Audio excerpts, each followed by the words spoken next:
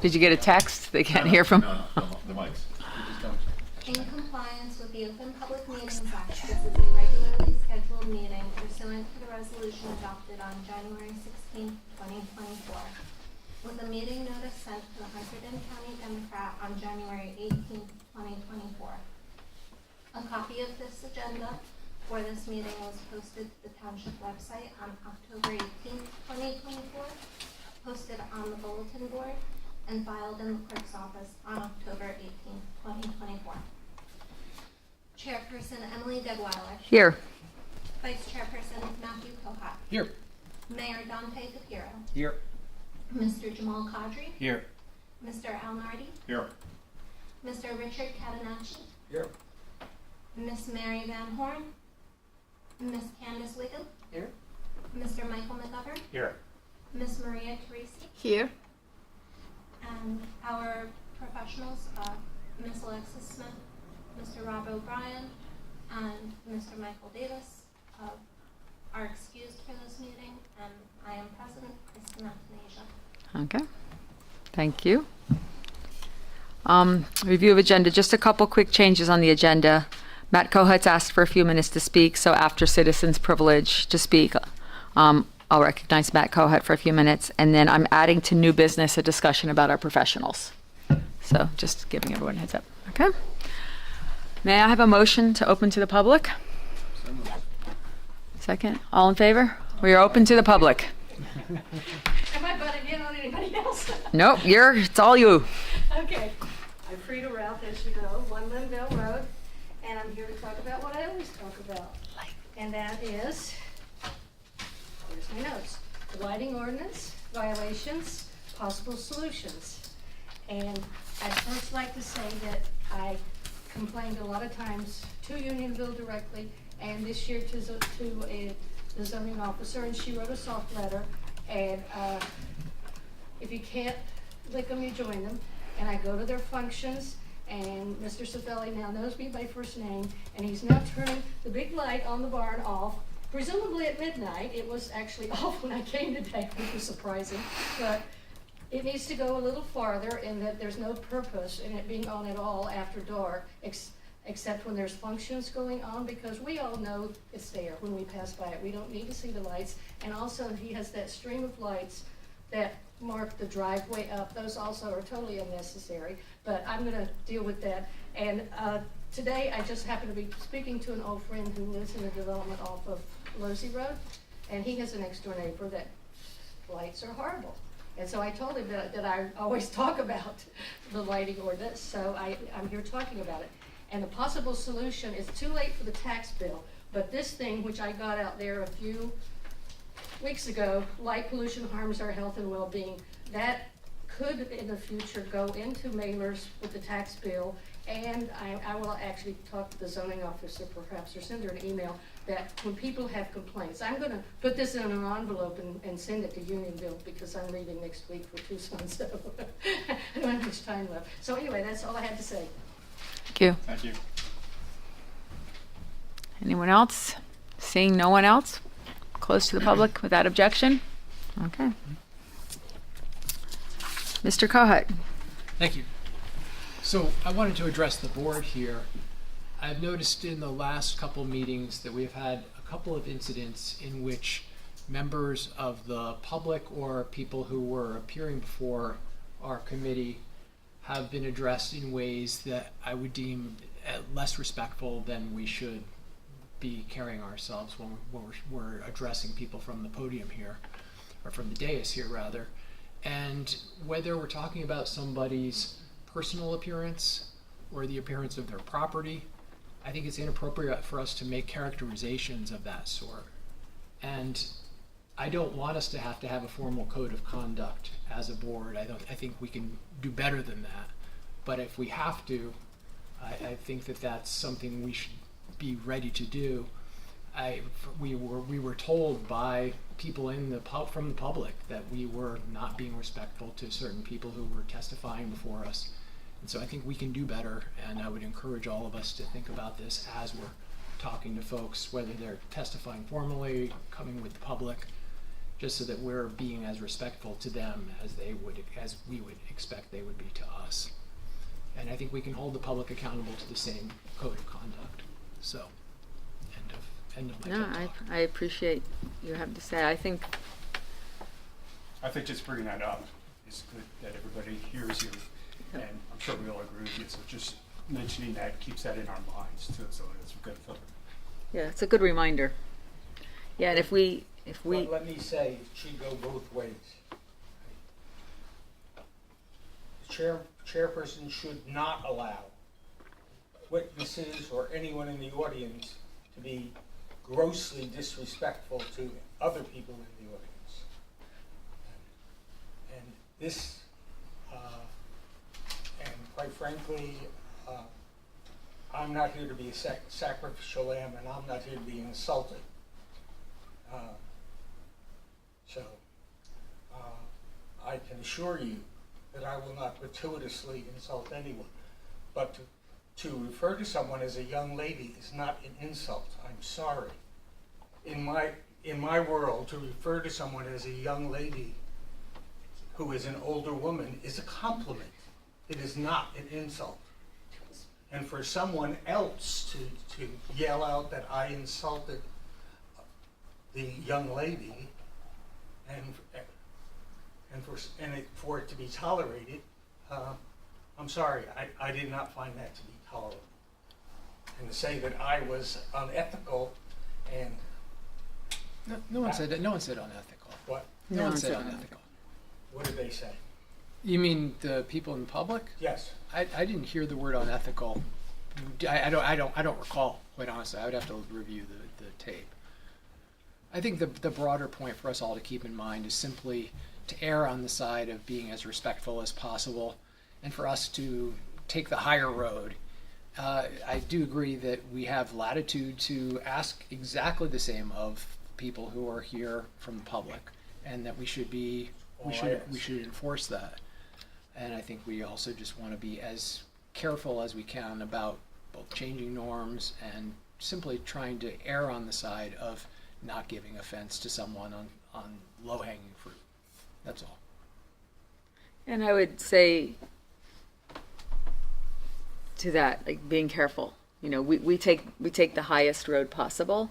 So to me, that includes how someone looks, how old someone is, how their property looks. You know, things not things, characterizations. Factual things is different, right? But characterizations, I think if we behave that way, it's a lot easier to hold the public to that as well. But I take your point that it can hold the public to that, but I also want to be able to, hold everyone here to that. Yeah, and I think we can remember that, whenever anyone has an application before any board, they can be more anxious and concerned, and those things are inevitable because we've had folks, applicants and families and friends and alike, call members of this body names and yell things out, and unfortunately some incidents in the parking lot. So I agree with you. I appreciate that the chair and the vice chair are both trying to set the standard high, because the more we can avoid those things, the better. And I agree that's how we should try to run it for ourselves. Yeah. The thing I always think about too is, and Kristen and I have had this conversation, in the end we serve. That's right. We may have been appointed, but we're also in service. And remembering that, yeah, it's an authority and we make decisions, but we're also serving the residents, and therefore, especially when the residents in front of us are the people we're serving, even if they're in front, when they're in front of this board. So I kind of try to keep that in mind as well, and their representatives as well. So. Well, I think overall this board's done a very good job with that. I think keeping that lodestar and those thoughts or code of conduct, whatever you want to call it, or informal sense of conduct, I think those are good things. So I appreciate you both mentioning them. And I think, as you were saying, everyone is on board with that. So I think it's good. Yeah. Thank you. Finish? Okay. Thank you, Matt. Appreciate it. Presentation of minutes. Everyone had a chance to read the August 19th minutes? Yep, and we're working still on September? I know, you're getting close, okay. So, for approval of the August 19th, 2024 minutes, may I have a motion? Can Second. I, Yeah, go ahead. yeah, I had some corrections to the minutes. They were typographical. Okay. Is this an appropriate time to address this? Yes, if Yeah. they're small, Yeah, let's if they're address them, small. let her Yeah. make them. If Yeah. they're larger, I'd just rather Yeah. do them next meeting. One was, we have imminent domain when we mean eminent domain. Good catch. And that one I thought was important just because of the Yes, legal thing. yep. Next to my justification of the vote on the Mattis resolution, there's literally an O missing on the word also. And I just wanted to confirm, we really adjourned at 11:28 p.m.? We did. Okay, all right. Just checking. That's why the minutes are taking so long. Yeah, yeah, yeah. Okay, thank you. Those were it. Okay. So with those changes noted, may I have a motion to approve? You still motion? So Candace, second. All in favor? Okay. Okay, so those are approved, and we'll see September's minutes in November. And this will be a short one, so maybe we'll get caught up. We have no resolutions for approval. Unfinished business. So in the matter Monahan at 35 Rosemont Ringos Road, Block 5, Lot 110. This is being continued to November 18th, 2024, without further notice. So that one, we'll see that one in November. New business. So just before we get started on Historic Preservation Committee, I wanted to talk about our professionals.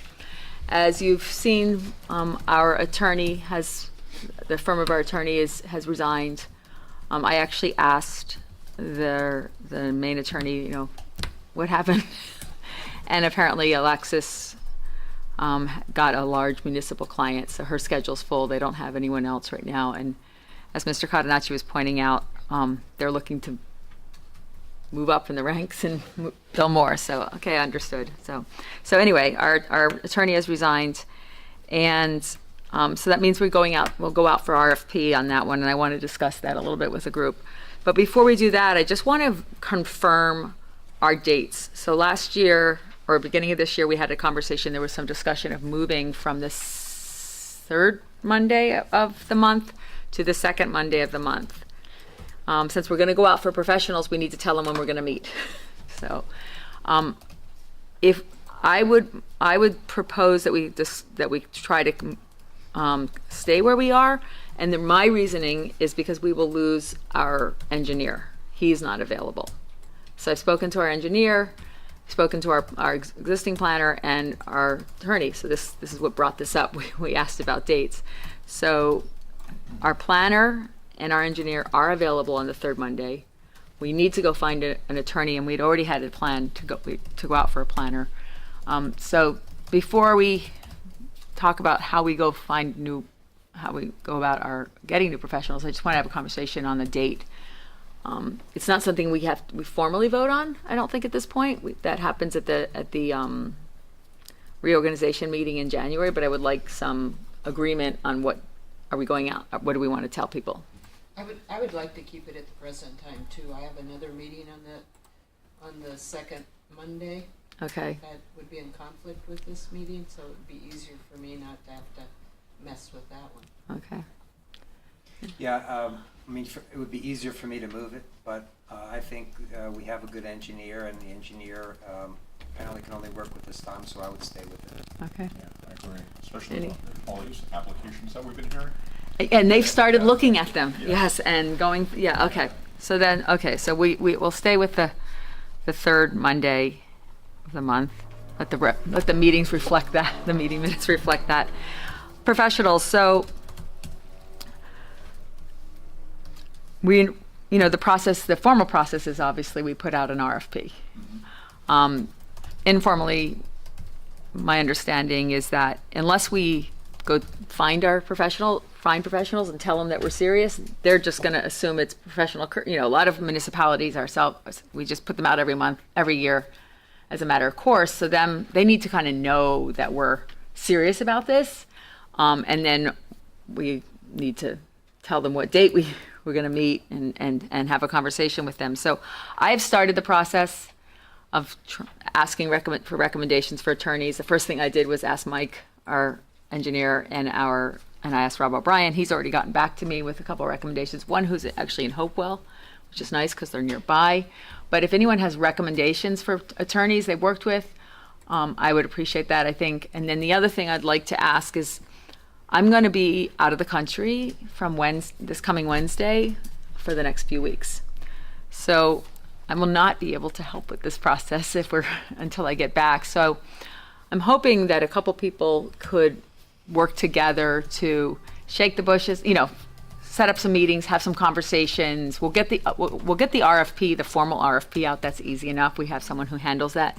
But we'll need a couple people to basically interview and ask them questions, and then when we get back, we can do the formal discussion. So is there anyone? Thank you, Al. Thank you. I'm glad to be part of Oh, it. beautiful. We got it. Easy enough. Okay. So before I leave in the next 24 hours, I'll have a quick conversation with sort of you. And then I think my guess is that Tam would help you if you asked. Where are you looking to send the RSVs? The RFP actually goes out. There's like a formal process. You put it in the newspaper. And somehow or other, these firms know they're there. They must subscribe to a service or something. I don't actually know the details. Perhaps someone on the board does know. But then they reply. They give you a formal reply, right? And that's, sort of basic government procurement, that you give everyone the chance, and it's an open bid and a public bid. But from what I gather and what I'm seeing is that unless you go call them and say, we're serious, they're not going to waste their time because they're thinking, Parker McKay has that, and they're not gonna. So unless you know somebody that you really want to hire and you say, please respond to my RFP, we're not maybe not going to end up with something. And it's, the calendars seem to be what drives it. All the municipalities sort of have their calendars locked in, which is why it's really hard to move a date. And then all the professionals run. Rob's like, I already have someone. I have another municipality in the second Monday. So I'll see if my firm can cover, but it's not an easy process. Can I ask a question? Certainly. Based on Mr. Catenacci's comment earlier about rates for the kinds of firms we might hire. My experience with RFPs like this is you don't say, here's what we're paying. You ask for proposals and people tell you what they're willing to do the work for. Yes. Assuming that's the case with the RFP that we'll be putting out there, it's not like we need to signal to people that we're willing to adjust our rates, the rates we're willing to pay. Is there anything that we need to be thinking about to attract a firm that we want to do this kind of work? My input would be no, Yeah. because the way it works with government work Yeah. is the professions, including the attorney profession, have a sense of what governments can pay, Right. and so they know And are paying. to be competitive. They need to do it in a certain range, knowing the municipalities around us are the same size. So I think, in my experience, they're largely pretty similarly bid, and it's more the experience, the availability, synergy of other services. Others might have other experiences, but that's mine. Dante, I know we can't have the same attorney that the township committee has. Can we have the same firm? Yeah, that's not I don't understand that to be a prohibition. And typically there's a particular expertise for this work that's different from the township attorney, for example, right? It's really a different area of law. This is land use oriented. Folks do those applications all the time. They have multiple clients. They sometimes represent private clients and other municipalities that they don't serve in. It's a particular expertise, and lots of firms have it. So if a firm can offer somebody for one or the other, I don't think it's an issue, because you could have essentially a wall between them so that there's not a single firm making a decision both at the township committee level and this body level. That's my understanding, but if that came to be an issue, we could follow up particularly on that, but I don't think that's a problem. Yeah, I think we can get clarity on it. I've heard both ways, so before we go too far down the road, I think we can just ask our attorney. It's an easy enough question to ask. Yeah, I mean, Well, we still have. I mean, in We this still case- have her for 2 months. Yeah, I mean, in this particular situation, if you're talking about, Frank Whittlesey's firm, I think there are only 2 of them, and they don't do this land use work. So I don't think it's a. It's kind of a moot point. Yeah, I think it's a moot point. Yeah. Are you gentlemen as lawyers, are you have any kind of, hotline, LinkedIn or anything that may get you some contacts that you could put the word out? I mean, Rich may know some, I probably know some, and Emily had asked us to think about it, so, I don't Yeah. know any lawyers who practice in this field, and and I don't, and my firm does not do this work. I shouldn't say that.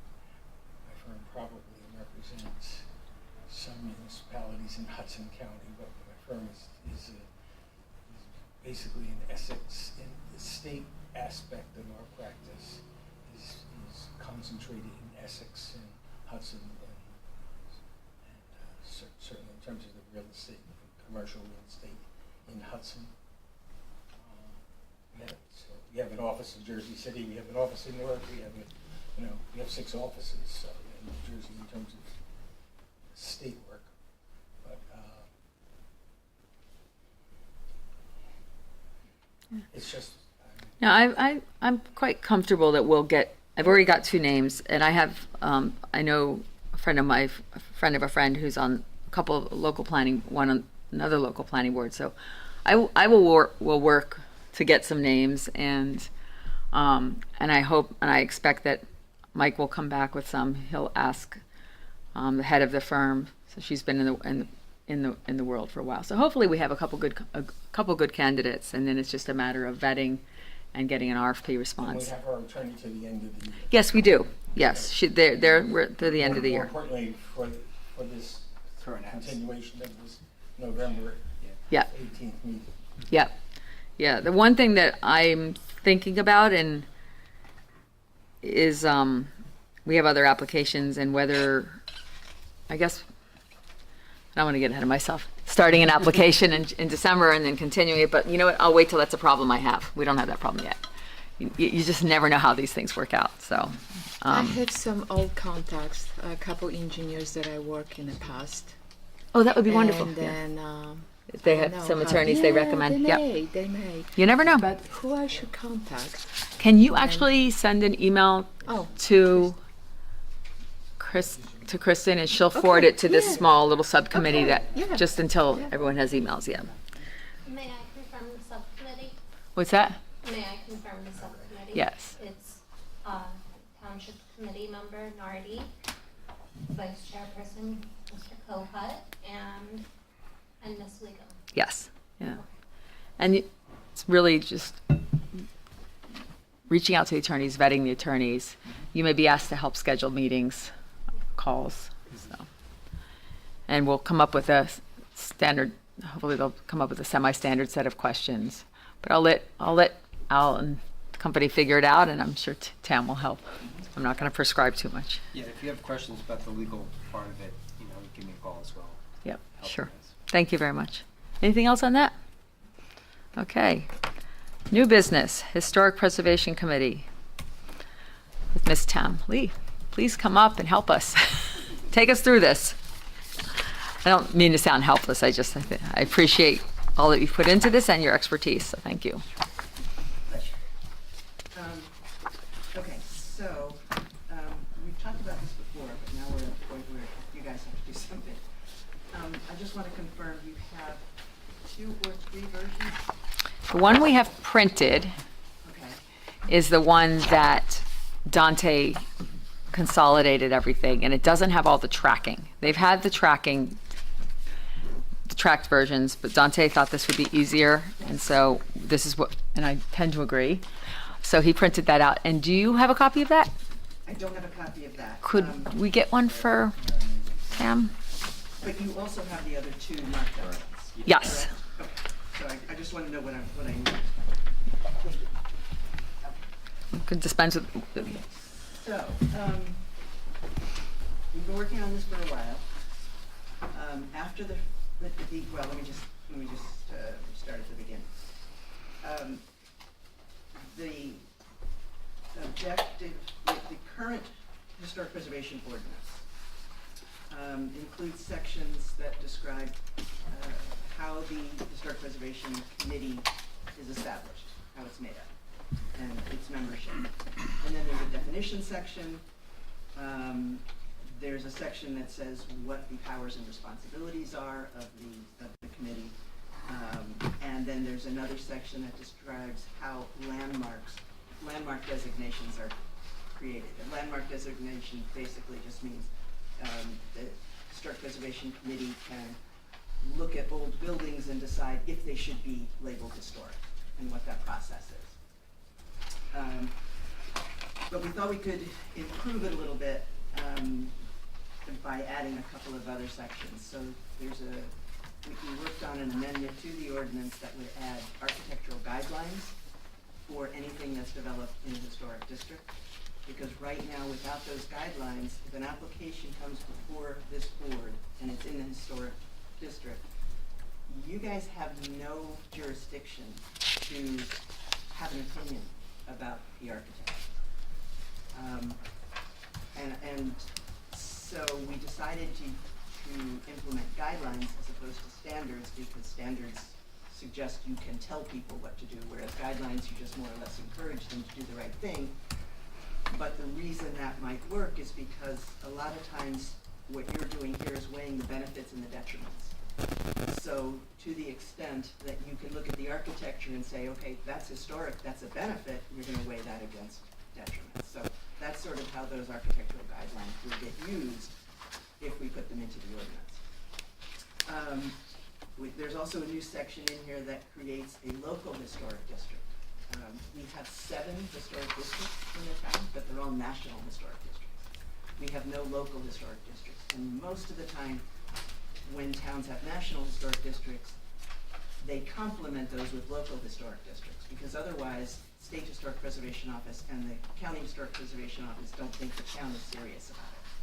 So then you don't get any benefit from those national historic districts.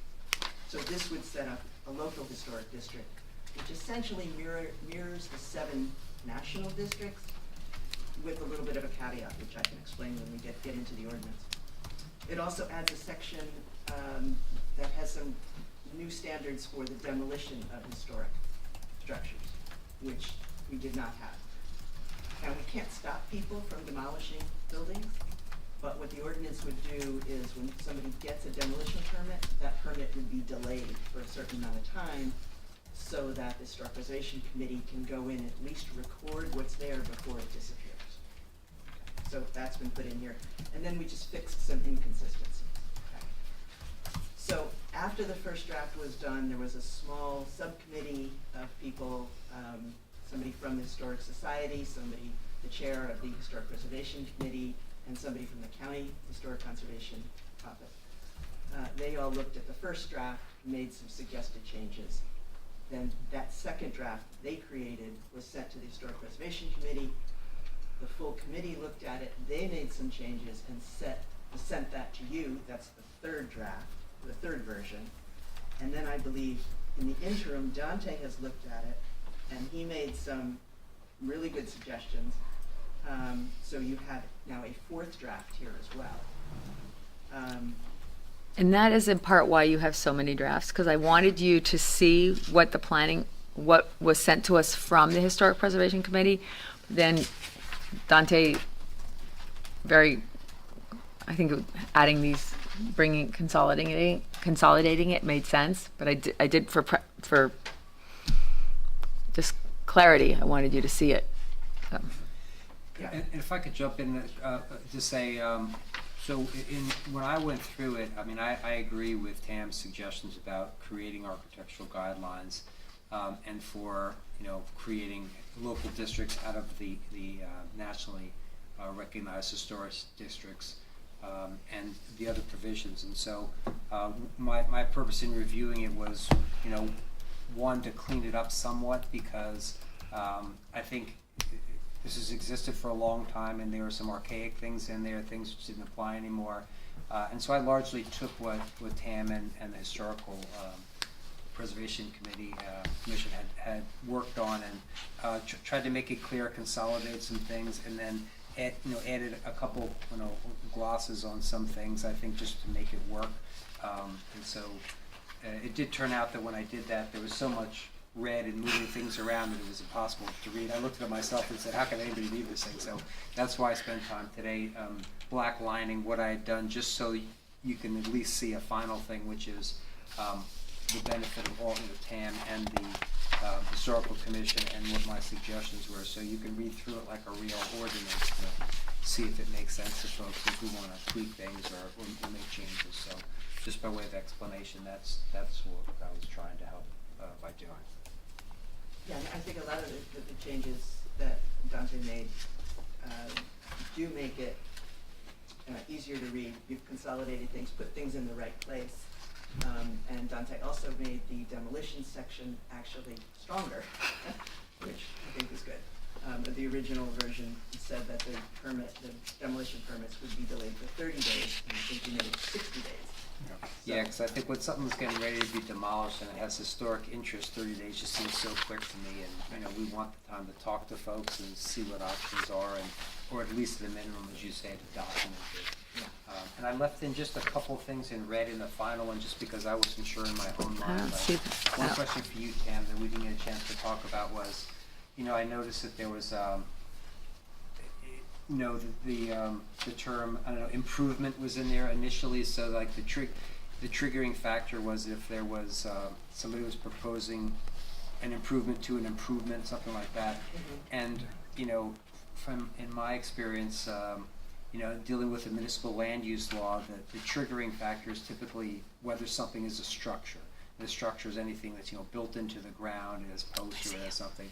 And so I made it that. I don't know if that's exactly what should happen, but I at least tried to make it consistent that if someone is, if it's historic and it's a structure, then it would fall within the ambit of this. So that was one question. And the other thing was advisory committee was in there. I didn't know if that was an old term that was there, or whether you thought there was a significance where it should be actually called a Historic Preservation Advisory Committee, or just a Historic Preservation something else committee. So I didn't know And what your advice was. just for the record, the version we have printed out doesn't have the black line. It sort of looks like the final one. So how when you print you can show changes. The one we have doesn't have that. Well, Yeah. You do have the final. yeah. Yeah. So, the one, okay. Oh, you There's- don't have the marked up one that Dante? The one I have printed is not marked up Maybe it was just printed, without showing, without without changes. like, maybe it's Exactly. black. Well, here's one thing. If you see the definitions at the bottom of the first page, Historic Preservation Advisory Committee. Does yours have a strike through on advisory? No. Yeah, that's I have the copy that you made comments on. Yeah, and that's So where it's still- that's the one but I it's worked off there. early. Yeah. Oh, okay. Yes. You have the one with all the red, or no? You don't. I'm not sure. It's not exactly this. Let's see. Historic Preservation. So I'm not sure why that looks different, but anyway. I think this has like, as if you accepted all Accept changes. changes, It looks like yeah. all changes have been accepted in this. Well, but since I was the one that did it, I know it's not that unless somebody else. It's how you print it. Show tracks, don't show tracks. No, because I know this because I use track changes all the time, and some of the changes that were made either by TAM or the Historic Preservation Committee, they didn't use track changes. They just Okay. struck it out. Okay. So I actually went through and I was having to delete those strikeouts that they had Yep. to try to make it. So anyway, I'm not sure exactly what you have, but that's probably close, and Yeah. at least we can This- discuss it. Yeah, I mean, I wanted to make sure everybody saw not only what was going in, but what was coming out. Yeah. Yeah. Exactly. So that's why I left it all in there. Yeah, so if you wanted to see that, what we have printed in front of us would not give you that. You'd have to go back to the soft copies that were sent to you earlier. Just FYI. Yeah, there's a balancing act when you do this, because you want it to be readable to the layperson, but then sometimes there's terminology you have to use. So I agree, I think most people understand structure better than improvement, and I prefer structure. It was Okay. one of the subcommittees that, wanted improvement. But I have no objection to going back to the word structure. And with regard to, I mean, especially since we define structure here, Yeah, and I think that was also one of your comments. right. Part of this definition, the vast back majority to of the that for a definition for structure is from the MLUL. Right. But one thing that the HPC wanted to add, and I think it's appropriate, is the first sentence which says, any building or man-made feature with or without a roof. That was important. Which page is that? This is page 4 On the tract, yeah, see, this Is is, there a section number, like section 86-2? Yeah, it's 86-2 definition section. okay. And then you can look for structure in the definition section. But yeah, the HPC was very concerned. They wanted to make sure people understood that not all historic structures have a roof. Because sometimes it's a wall or it's an old Yes. foundation, and they want that included. So we added that one sentence, but then the rest of that definition is the same as the MLUL. Okay, good. Okay. Thank you. With respect to the advisory committee, that's up to you. If something is, in land use law, if a group is a committee, it's advisory. If Right. it's not advisory, it's a commission. Right. We don't have a historic preservation commission, we have a historic preservation committee. So that's up to you, if you want to put advisory in there or not. Well, as I understood it, this was going to be referring to the committee we have already, right? Yeah, exactly. And that's why I thought just making it the committee would be probably better, because that's what we have, and I don't think it's currently called advisory, but I could be wrong. And nobody refers to them that way. I see. I mean, Okay, so it just might make it accurate, and, okay, thank you for that, appreciate it. Right. And there were a couple of just minor things on the 4th version, Dante's latest version. Again, these are not substantive. I saw a couple places, I think you replaced EATC with Township Committee. In some places, the C is not capitalized, but the T is, so we'll correct that. Yep. More substantive though, section 86-3, paragraph A. There are 7 historic districts listed there, but only 5 are enumerated. Okay. So we have to add a couple numbers to that paragraph, Okay, excellent. okay? Yeah, yeah. And- Actually, that's why I tried to put numbers in, because I didn't want it to be lost. So if there's 7, good. Thank you for that. Right, so we'll fix that. But while I'm talking about the historic districts, let me explain the difference between the local historic districts and the national. The local historic district, as I said, would include all 7 of the national historic districts, plus any structure outside of those districts which was built before 1941. And we got to that because on the National Historic District inventories, the oldest historic structure dates to 1940. So the HPC said any building that's 1940 or older should be within the local historic district. And apparently there's quite a few farmhouses that are that old, and they're outside of these 7 districts. So the HPC wanted those included in the local historic district. And this is important because if you're going to use this local historic designation to go after grant money, you want to be able to help maybe some of those farmhouses. You know, maybe you can get a grant for somebody who owns a historic structure to fix it up, something like that. I just, forgive my stupidity about this, I'm just trying to understand, is there one local historic district, or are there There are none. 7? It's one district that includes All 7? 7 areas plus any building. Got it, okay. That's- That's what And I on a map, there'll be an overlay, It's right? not like Yes, this- drawn. The districts will be added they have to be added to the zoning map. So they usually put hatching over, because it's like an overlay. An overlay, So yeah. you've got the zoning districts, and then you'll have the historic district on top of that. And then there will be a note that says the historic district includes, you know, all those areas that are hatched plus any site that has a structure that's dates back to before 1940. I have a question about the definitions. Okay. So, under affecting landmarks or historic district, the terminology is any major development activity. Is that any activity that requires a permit? And I ask this because I own a historic house, it goes back to 1818, in Hillsborough, and I went to their historic committee to ask for advice, and they basically said, you can do siding, you can do windows, that doesn't require a permit. We don't have jurisdiction. So there's some, but siding is big. Like you Yeah. remove the siding, you're removing the brick nogging, Right. adding insulation, putting in sheathing, hardy plank. I mean, I would think, but even if you don't need a permit, like just having the, but I see somebody could argue, well, if it's the same reveal, there's no difference. And actually, if that doesn't require a permit, then I don't know that we want to make people jump through extra hoops. Like, Right.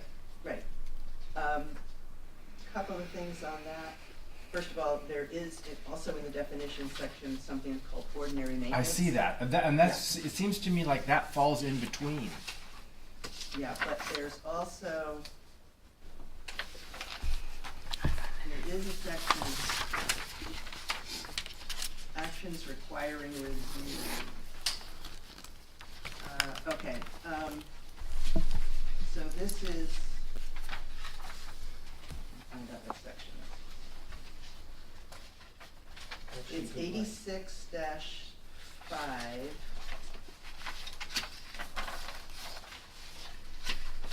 C4.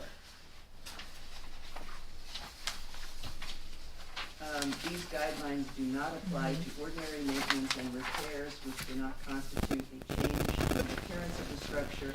Ordinary maintenance and repairs include the following, and then it goes on: repair of existing windows and doors, maintenance and repair of existing roof, and there's 5 different things there. Well, there's a big difference between repairing the existing windows and getting Anderson windows. I mean, existing windows, somebody who knows how to work on them, and then presumably you're going to do storms like that. I mean, I'm just thinking practically of what. This says repairing existing windows and doors. I didn't read the whole thing. Using the same or visually similar material, or the installation of storm windows that are compatible with the architectural period or design of the subject structure.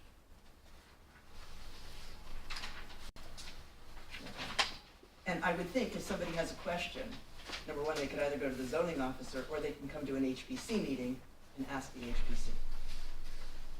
Yeah. Yeah, but we tried to give people enough direction in these 5 exemptions Okay. to make it clear for everybody. We were not trying to make it onerous on people. Yeah. I have a question. 86-7C, page 8.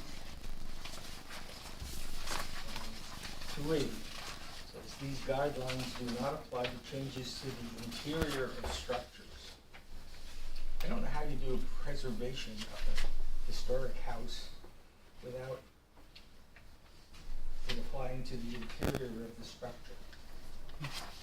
Unless you're talking about, the only thing that the Historic Preservation Committee is concerned about is, my colleague calls a reveal, or just what it looks like on the outside. And you don't care what's on the inside of the house. That's, in my mind, that's not historic preservation of a home. No, and I would have to say that this is a pretty, Excuse me? I'm being laughed at. No, I wasn't laughing at you. I'm sorry, I wasn't laughing at you. Okay. Well, I was laughing at something else. I wasn't laughing at The you. audience shall not I laugh. apologize. thank you. This is not the most strict historic preservation ordinance I've ever seen or even I've ever written. But I don't know that we could get a strict ordinance through East Down. That just, I mean, ask the governing body. You're the ones who, this is why you guys are here. Well, help us think about it, because I mean, I see the point that you're raising. And so, I mean, to Rich's point, like, what is the right balance of, you know, not losing everything inside versus, you know, regulating everything? You know, Well, it's like, this is was there- written, this was written with the idea that whatever is visible from public realm, so that would be a public right-of-way or a public property. So if somebody abuts a park and it's public and people in the park might see it, then maybe the side of the house. No, I understand, but my question is there a way without being, you know, draconian in regulating, that there might be a way to not lose some historic, I mean, post and beam or something inside, right? Something that's truly historic and old, if it's, and these are guidelines too, right? So, I mean, we're not actually even regulating it, so is there more that could be done to make that part of the guidelines so that people think about that before they put in a lolly column of concrete and steel and get rid of a post that was hewn by hand with a hatchet? Well, we could put in voluntary, you know, incentives in here to say, you know, if somebody wants to, you know, preserve the post and beam structure, then that will be, you know, positively considered if they have an application before the planning board, you know, something like that. But oftentimes, I think you might have trouble with that with the public, because it's, now you're into people's personal space. You know, they bought the house. You It's could say in theirs. general that anything that's preserving more of the historic fabric would be looked upon Yeah, favorably. or favorably, something yeah. like that, and to keep it in general. Yeah. But I hear what you're saying, because in DC people were selling the facade easement, but then they were facademizing the house. Yeah. You know what I mean? There was nothing but Nothing the inside. front Right. that was old. Yeah. Everything else was. It's kind of like the historic hotel when I keep driving by in Flemington. When I go Right. by, I can see that like the brick is there, and then inside there's some steel Yeah. beams, and there's literally nothing there. So I mean, I understand where Rich is going in terms of asking about that, and Let me ask the question, because I think it really all comes down to money. I mean, we're not subsidizing anything historical in this town. And nor am I suggesting that we try to put money in our budget. One of the ways of subsidizing this would be to give tax breaks. I agree. And that, again, is way outside of our purview, that's up to the town council. But it seems to me that we need to make some distinctions, especially where we're going to try to get people grants to fix up their old houses. Let's assume there's an 18th century, in many of the cases, these are 17th century houses. Right. And they're falling apart, and the people can't afford to fix them, and and I hope falling apart is not insulting the real estate, but unfortunately, you know, those of you who were around long enough to see what the historic, you know, historic society did with the Clausen House. I mean, the Clausen House, you can't think of words to describe what condition it was in. It was a disgrace, and what? Dilapidated, call it whatever you want. But, you know, it got fixed up. It took a lot of money to do that, and a lot of, that was grant money. So the question is, do you get grant money to fix up a farmhouse if you don't, you know, and allow people to then say, yeah, but I like an open floor plan. Yeah, no, I see what you're saying. I see what you're saying. You see that? And you're right. And the answer is you probably don't. They, you know, the grant comes. I know the grant for the roof of the Clausen House, right, was a $60,000 grant, and it was for a slate roof. And when the mayor said we could get a better roof for $30,000 because slate is not, and you know, slate is really not state of the art anymore, and it's costly. It costs maintenance, blah blah blah blah blah blah blah, and they said that's fine. So you don't have to take our $60,000, but our $60,000 is for Slate. Right, right.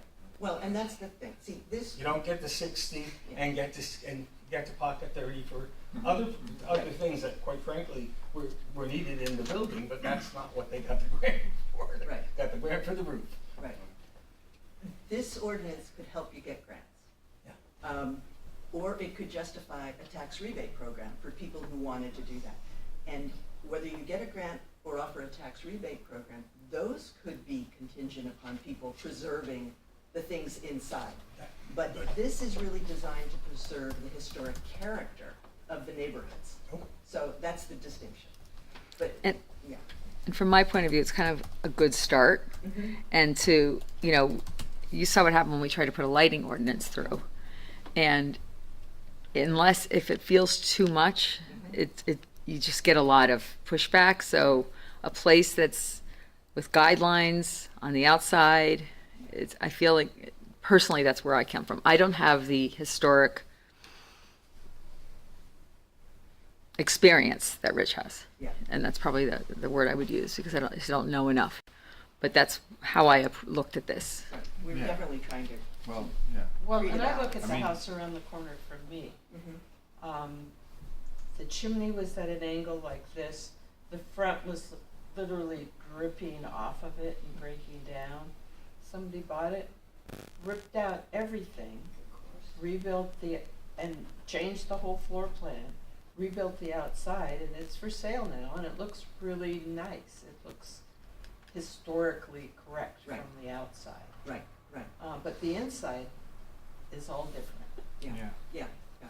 And keep in mind, this doesn't only affect historic structures.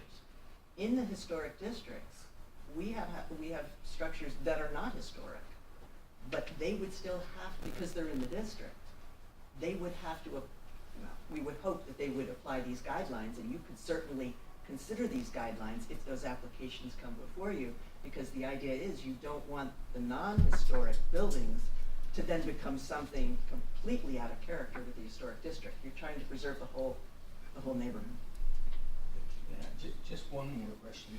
Do we have to say, do not apply to changes? Can we say our only advisory or only something along those lines? Because when you say do not apply to changes, I think you eviscerate the Rich, which provision are you looking at? we're looking at It's page 8. yeah, looks like it's 86-7, right? 86-7C. And then C. Oh, I see C. C3. Got it, C3. Oh, I see, right. It's just, as I Yeah. said, I mean, it's I don't advisory, want- I don't right? want anybody to be precluded from saying, wait a second, that's really not. Right. Yeah. Say, well, wait a second, that doesn't apply.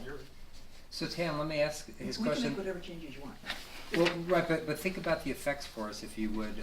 So, it's because it's all advisory. Mm-hmm. Would there be any prejudice in having guidelines for internal things too, since they're not going to be required? No, but I think you'll get pushback. I think you'll get pushback. And I but- think it'll scare people. Well, the thing is, Pe- like, people will feel invaded. My house is 1818. There was no indoor plumbing. Okay, so there have been changes. so right? sorry. There's 2 bathrooms. It's really cold last night. I mean, right now it's vacant, and I'm paying $8,000 a year in taxes. It's like, this is the policy that's going to lead to the demolition of all these old buildings. Because if they're so rough that you can't rent them, and you're charged $8,000 a year, it will be better off that they just burn up in a fire, and you could start fresh. right. But So what is your point, though, that are you objecting to? Well, the thing is, not everybody likes old. I like old. My wife doesn't like old. So it's like, I think if it's going to help in getting a grant, that's great. But if you're going to have to come before a board like this and justify changes to something that, Well, and But this is what I'm let- trying to get to is because. So the only thing it seems to me that one would have to do is to come before the board, because the board wouldn't be able to say, "Oh no, you have to keep the beams." But in right? reality, Mhm. my understanding is this would come up, say someone's coming before the board asking for a variance. Or a permit. Well, then they wouldn't come before us for a permit. Right. They would go to the building. Yeah, this would But only if be it's like, interior, it doesn't come to the planning board. Yeah. That's But we're just a building suggesting that they Yeah. go to the Ah. Historical Preservation Committee to review. right. But let me follow this through. They come here, they're asking for a variance, right? Let's say the variance would be something like to add an addition, right? Something that we'd have to say yes to, right? And then Maybe as we part don't. of Maybe we don't have to say yes, because otherwise, if we, you're kind of having you're one of the pros. You know, when you're looking at a variance, pros and cons, right? Or what are the benefits and detriments? Thank you. A benefit that you could be looking at is they're going to maintain the character or enhance the character of the historic district. That could be a benefit. The detriment could be it's a little close to another house. It's closer to another house than we would like. I'm trying to be very. But I think what Rich is talking about is something which is actually more concrete, which is, okay, I have a historic house. It was built in 1818. I really can't put on an addition because it's too close to the setbacks and life, but I want to do that. Now, if we say it does not apply, then when they come in, they couldn't say, look, I'm going to keep the post and beam, I'm going to do that, and I'll make the addition something that looks aesthetically similar. So it would seem to me that would be a reasonable thing. They wouldn't be required to do it, but they could say as a positive part of their application that they're going to keep John Ringo's house from 1818 and keep it inside in a similar kind of situation, even though they've got modern plumbing and other things. I think there might be a value in that discussion, but I don't. So then the question is, would that be giving the board too much authority because in deciding the variance to consider that factor? That I think would be the legitimate possible concern on the other side that, oh no, you're regulating my use too much. That's how I. How have you seen this work, or do you have experience? Have you seen this in other municipalities, and how far do they go to get it, and how far does it work? Some municipalities go really far, and they get into, all the nuts and bolts, and people complain that, hey, nobody can see this part of my house except me when I'm in my backyard. Why do you have anything to say about it? And they say, because we do, Yeah. That's really obnoxious. I mean, can you have them at least as things that an applicant would be allowed to use as possible positives in their application if they so choose? That, therefore, you're not punishing them for anything, but it gives them the opportunity to say, look, I'm not going to, take out the, the lathes, historic lathe stripping and the hand-done interiors and put in, something that's, wallboard. And they could then choose to do it and get benefits, and the benefit to the town is exterior and interior might keep stuff that's historic. So I'm just wondering if there's a way just to make it a potential positive for folks so that they could only benefit if they choose to preserve some historic things as part of their rent out. And what we can do is we can change this line, C3. These guidelines do not apply to changes to the interior of the structures, but people are encouraged to consider them. Something like that. When we talk about, there's historic districts, so you have homes there that are old, but not particularly of historic value. I would imagine that's true, right? Correct. But you want to pretty much keep how the looks from the street looking in that like it belongs in the neighborhood. Correct. But because of that, this house is not particularly historic, I don't see why it would be in itself wouldn't be any real reason to worry about what the interior looks like. Correct. Okay, so it's only like a home that we're talking about that's really historic value of itself. That has this. Okay. All right. So is there something that homes have an exceptional interior value? Is there a way of defining that? So to Mike's point, you're in the historic district, your facade needs to look in character, right? Yeah. But inside it's already nothing particularly special, and you want to make some changes. You need a variance for some reason. Yeah, the way to do that is to distinguish between landmarks. Well, we have landmarks. We have a way that structures are designated as landmarks. Okay, so in these districts, we know which of the structures are historic. We basically from the National Historic Registry, and if we define our local district as anything older than 1941, then those would also be potentially landmark. We would have to designate them. We'd have to go through the landmark designation process. But we could say that any structure that has a landmark designation process, there's different standards for those structures. But that's a whole new section to this ordinance. If you want to do that. So that way we're not affecting, structures that are 1941 and newer.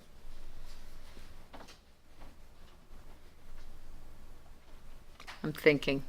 We could add that. What do you think? Can I ask a couple of questions? You may. I'm sorry. Sorry. One of the things one of the jobs of the Historical Preservation Committee is to prepare and distribute a historic district guideline handbook to be utilized for application reviews and foster appropriate rehabilitation within historic districts. I would think this would be nice for everyone, especially if they have a landmark house, to have in their hands. How are we going to get those distributed to people that might be affected by it, so they know before they start to do anything that there are these guidelines? Well, you have to create the handbook first. Well, yes. That's step number one. Right.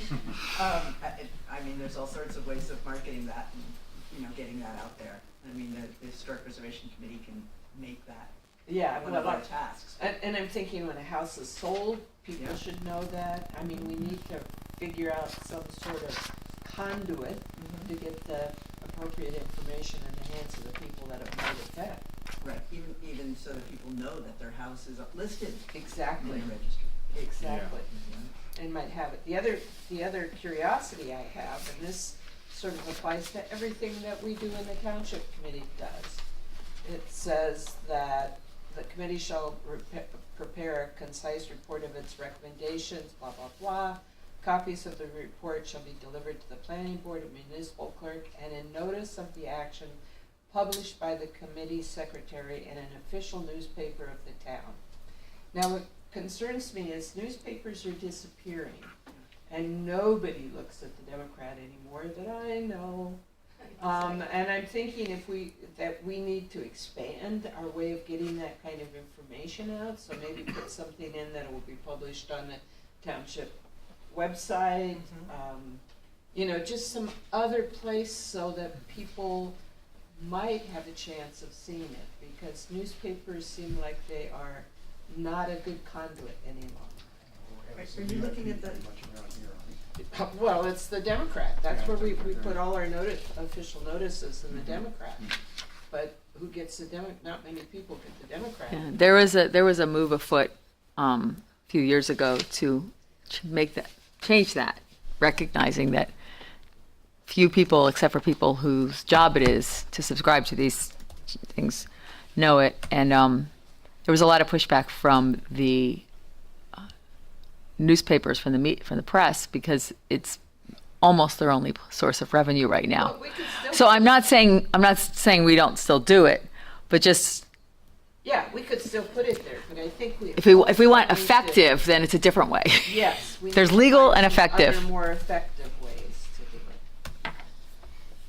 it. You're talking about the landmark designation section, 86-5? Well, I have an old one, not the one that's new. This is under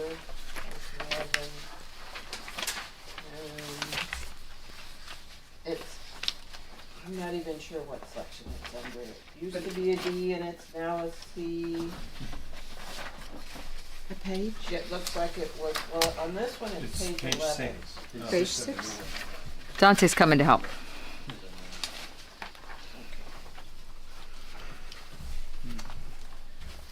And it just talks, it's under the description of the committee functions, I think. because it talks about preparing a concise report and a notice of the action being published. Right. Yeah, I think that refers to the landmark designation. Right now, we don't have any local landmark designations that I know of. We have national ones, but not local ones. Well, this, it's part, yeah. A concise report of its recommendation for Yeah. sites to be designated as local landmarks. Right. What's your impression, like, if somebody has a property that's not currently listed and it's getting nominated as a landmark, is your impression that most people will welcome that because it might make them eligible for grants, or will bristle at that because it might make them have to come before a board like this one? It's hard to say. That's why there's an appeal process in here. So the way the designation process works, and this is not something we created. It's part of the original ordinance. Uh-huh. The Historic Preservation Committee does the research, writes a report, and recommends what the historic designation, which sites should be historic landmarks. They then send that report to the planning board. Planning board reviews it, considers it, makes whatever changes they want, and the planning board approves it and makes whatever designations they think are appropriate. At that point, the designation is created. It's only changed if and when the governing body decides to change it. The governing body can leave it as it is and let the planning board's vote rule. They can amend it, make changes to it, or they can void it and say, no, we're not going to do this. When the planning board does its review, they have to send notice to the property owner. And the property owner gets to come and talk about it. If they don't like it, the property owner gets to go to the township committee and appeal it. So that's all spelled out in here, and that's part of the original ordinance. So if that was part of the original ordinance, and we have these so many houses already, none of those have gone through that process. That's a question. I don't believe anybody has done that. I mean, I was a little surprised when I realized we had 7 national historic districts and no local historic district. But those I are just don't think anybody did anything with all that research that was done for those national historic Yep. districts.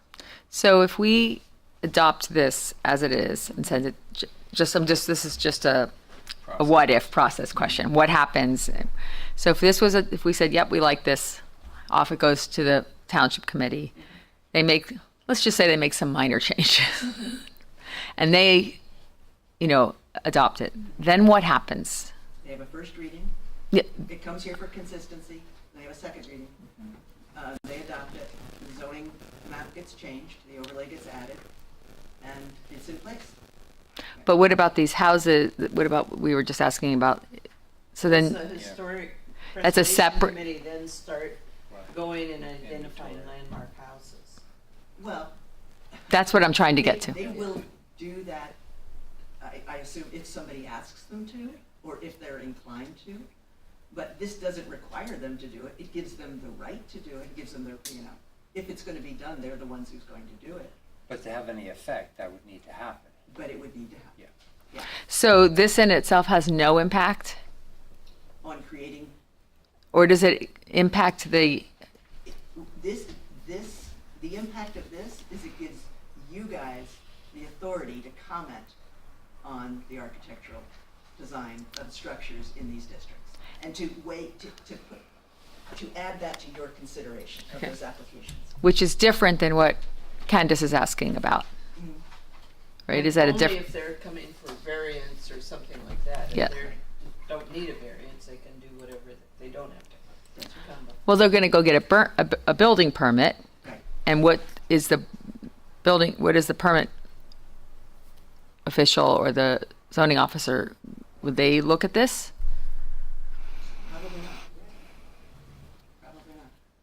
Yeah, I think it only comes up if Only the if it comes landowner needs an application before this body.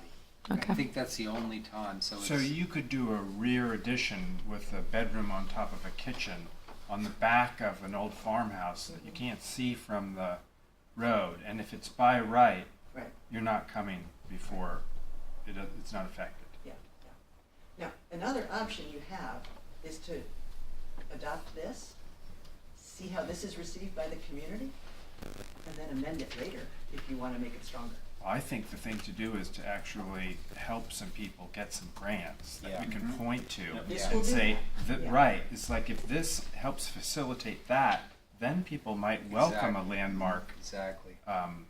Because they don't want to just burden, they Yeah. want some opportunity. with it. Absolutely. I agree. And you know, I would consider the tax abatement program. Mhm. You can do it as a pilot. Yep. And say, you know, the first 5 people that ask for this tax abatement, we'll give it to you, and see what happens. And if the governing body chooses to do that in that program, they could ask or require that they look at the interior as well. Yeah. Right. One consideration for houses or structures that might be deemed landmarks by this committee is the potential burden on homeowners who are thinking of resale. I see this as the owner of a 1760 grist mill. Self-interest here. Which is to say, when somebody then goes to sell, they'll have to disclose that the house is noted as a landmark, a locally noted landmark. Right. And that then draws attention to it. There may even be confusion about the fact that it's local versus the national. Some people may have heard of the national landmark list and know that that can be onerous as far as requirements.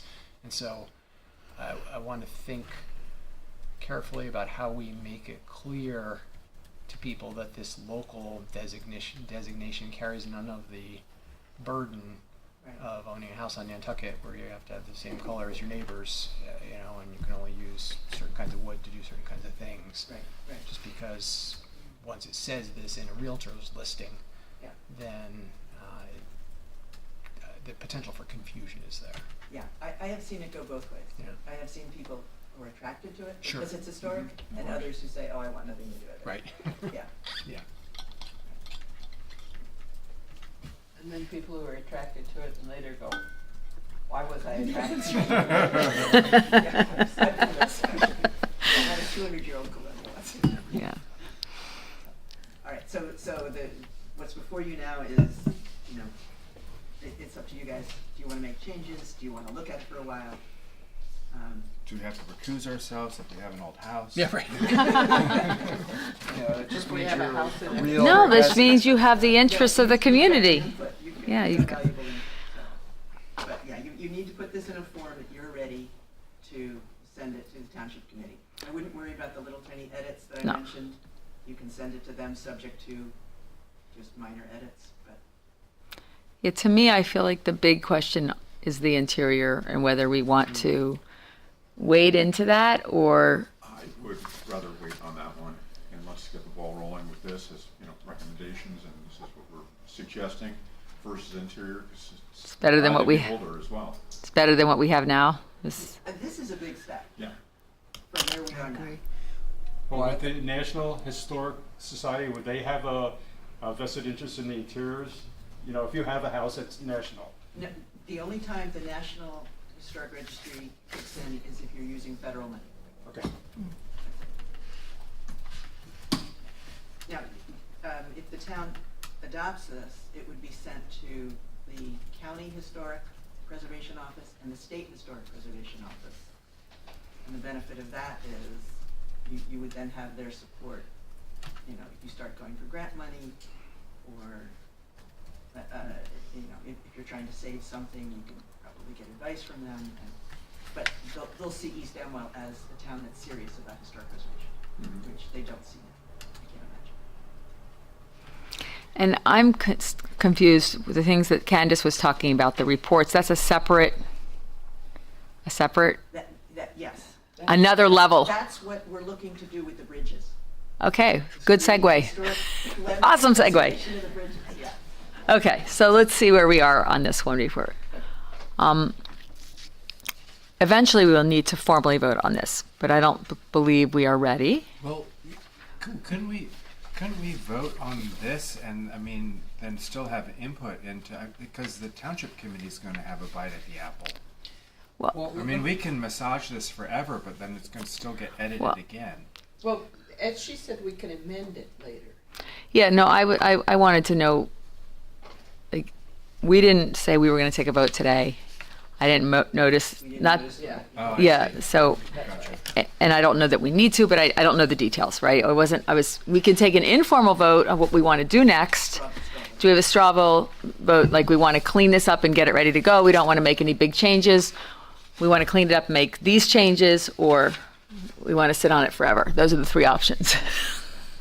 So I'll jump into the water. So for me, I think there's some value in letting boards that have particular expertise, go a pretty long way in trying to think through those issues. Because if you think of it, if you just send this up to the township committee, that just makes the township committee then have to investigate a lot of things, call Tam and bring other folks in to talk about like land use planning things that this board has experience in. So for example, in dealing with the issue that you raised, Jamal, about how do we make sure this is designated to fully incentivize people to be able to get grant money or maybe tax abatement money or something so they'll want to do it. I think that's a huge issue. And I think we should think through that and have that kind of packaged and as part of this before it goes to the township committee. And Would that go in a historic preservation ordinance, or would that go somewhere else, though? If there's a program for grant money or tax, I'm just trying to sort that. I mean, to me, Or whether there's a plan that includes two parts. That to me, I don't know. When to some extent, I don't care, because to the extent that the historic preservation and this body are both thinking about it, we can think about, like, without thinking of the boundaries, like what it would make to make this a workable program, so that it would have guidelines to do some helpful things, but not require, that it would allow people to get funding, and then to get funding, it would maybe the historic has to do something and township committee has to, but it will have like a plan for it. And since this group, I think, has taken the lead, I think a little more thought on that would be helpful. I mean, what I was thinking was, we have a number of different issues we talked about. We probably should think about it, and maybe at the next meeting try to then package it up as much as we can, deal with a couple of those big issues, and then at that point, if we don't have other big issues, then maybe send it to township committee. But I wouldn't do it before then. No, we won't be sending it this month. But I'm kind of trying to understand at this point what changes, what's the scope of the changes we want to tackle before we move to a finished product. I mean, I think in terms of the verbiage, I think it's mostly there. I think it's 90% verbiage stuff. We mentioned a bunch of things that Tam can go back and add to, but then I think the issues that you raised and Jamal raised, I think do have to be included as an approach in that.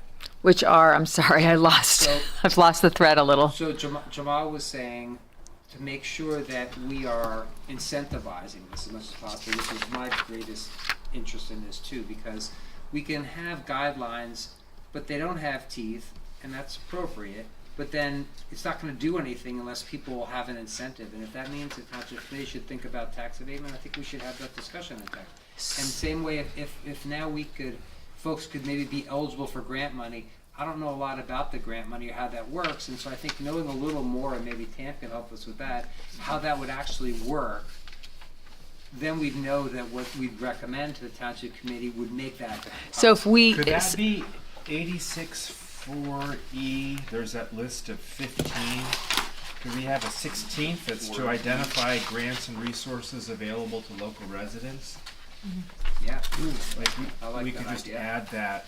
Yeah, empower them to be able to do it. Yes, I think that's a great idea.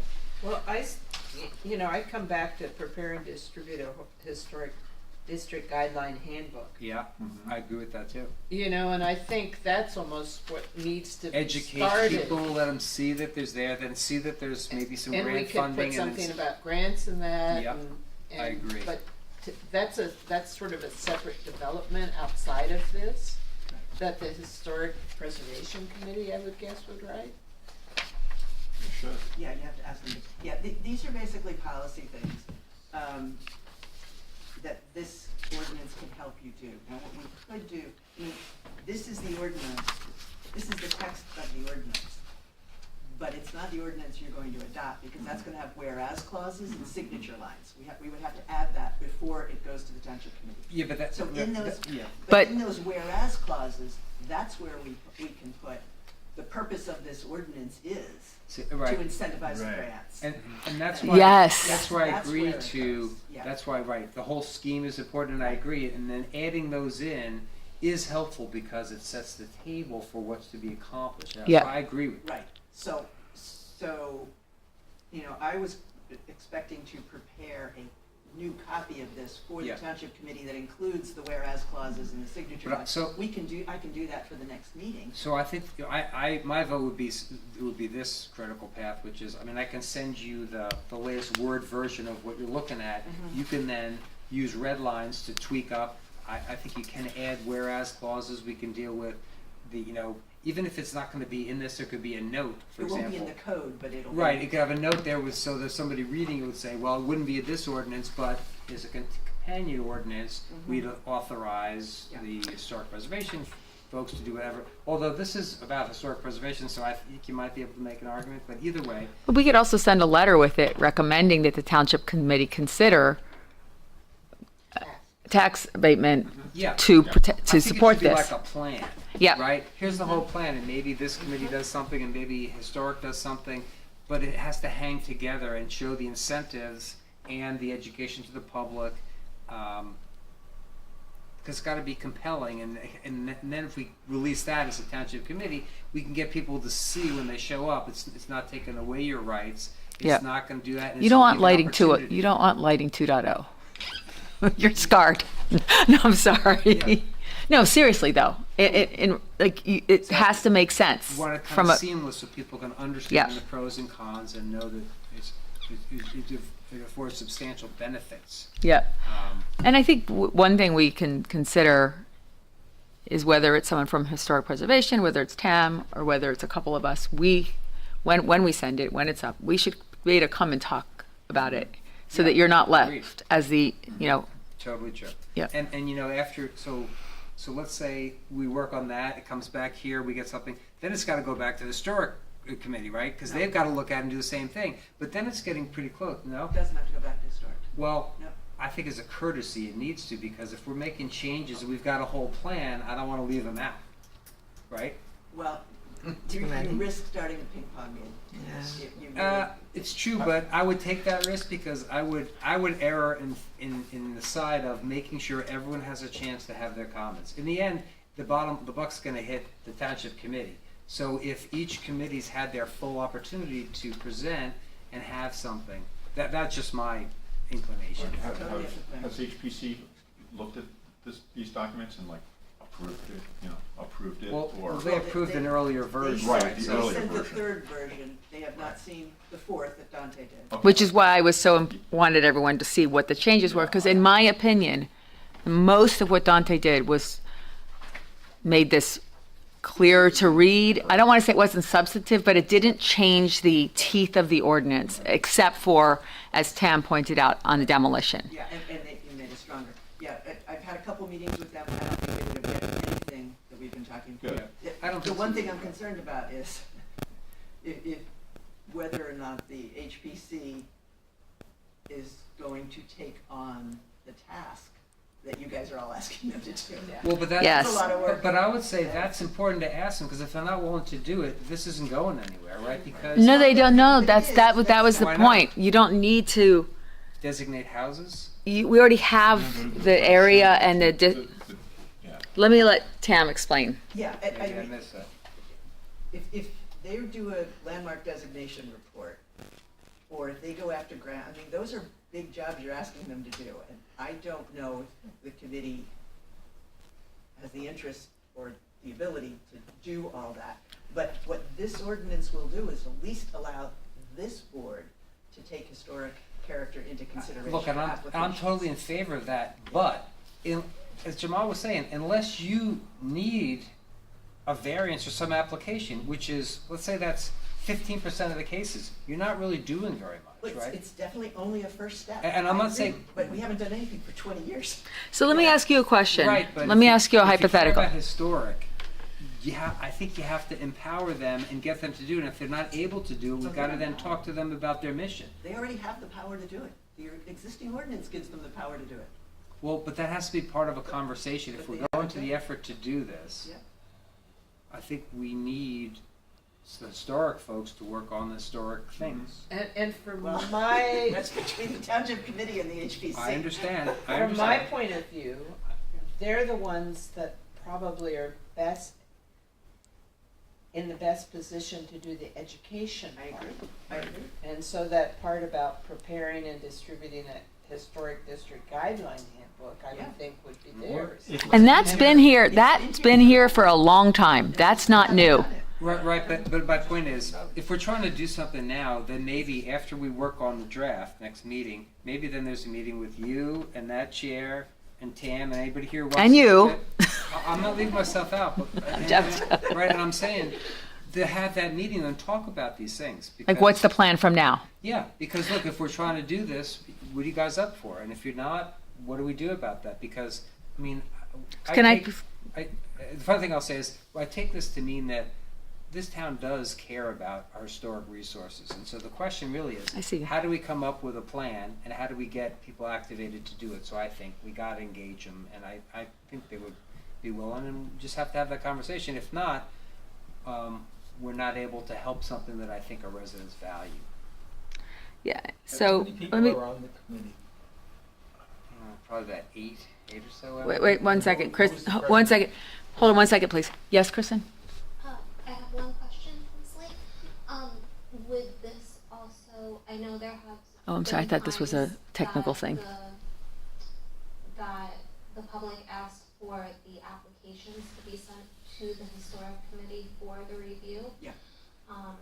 When they do come up in the historic districts, this would also provide the ground for me to forward that and to get the feedback from the historic preservation when we see it's in the historic district. Right, you'd send it to them as well. Thank you. Okay, so I want to recognize Mr. Catenacci, and I also, we have someone from the audience who really wants to say something, Al's been trying to say something for a while. and Al's been trying to say something, so, Richard? So Will Harrison is the chair of this story. so we'll let Al go, Mr. Catenacci, and then we will ask if we can open it, we'll ask for a vote to open to the public. So Al something- first. Something to consider, right? I mean, 2025 is right around the corner. Yeah. I would try to get this done this year because reorg is gonna happen next year. Who knows if there's gonna be new members on HPC or, planning board and things like that. And then we have to start the process all over, here's what we've been doing and that's gonna drag out, just my opinion. I would try to get this done. I don't think you can. You can't now. Maybe not the ordinance part, but HPC to review this and buy off on it and maybe, hey, you wanna write a little, handbook for people in these Or homes? even a case study. Just But- Yeah. I mean, The ordinance won't pass this year, but just wanna try to expedite things. We've got 10 members and 2 alternates. Okay, good. Mr. Catenacci? When I was president of the historic, everything has a different name in this town. The 501c corporation, which is not a township entity, and Will was involved in it, and all the same people were involved in it, quite frankly, because we were all interested in the same thing. Our focus, of course, was on Clausen House and raising the money and doing all those other things, and that was achieved by people with a great deal of internecine fighting and politics and other stuff.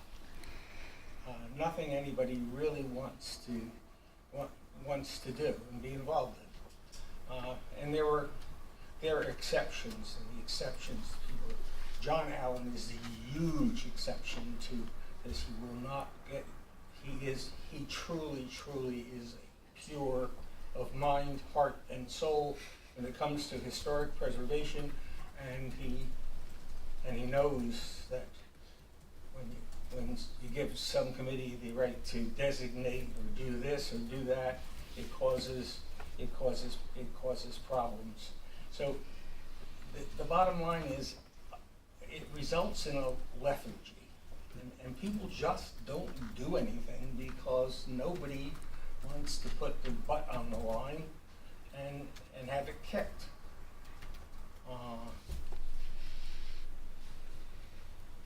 My solution to the problem was to hire a professional, right, to run the thing.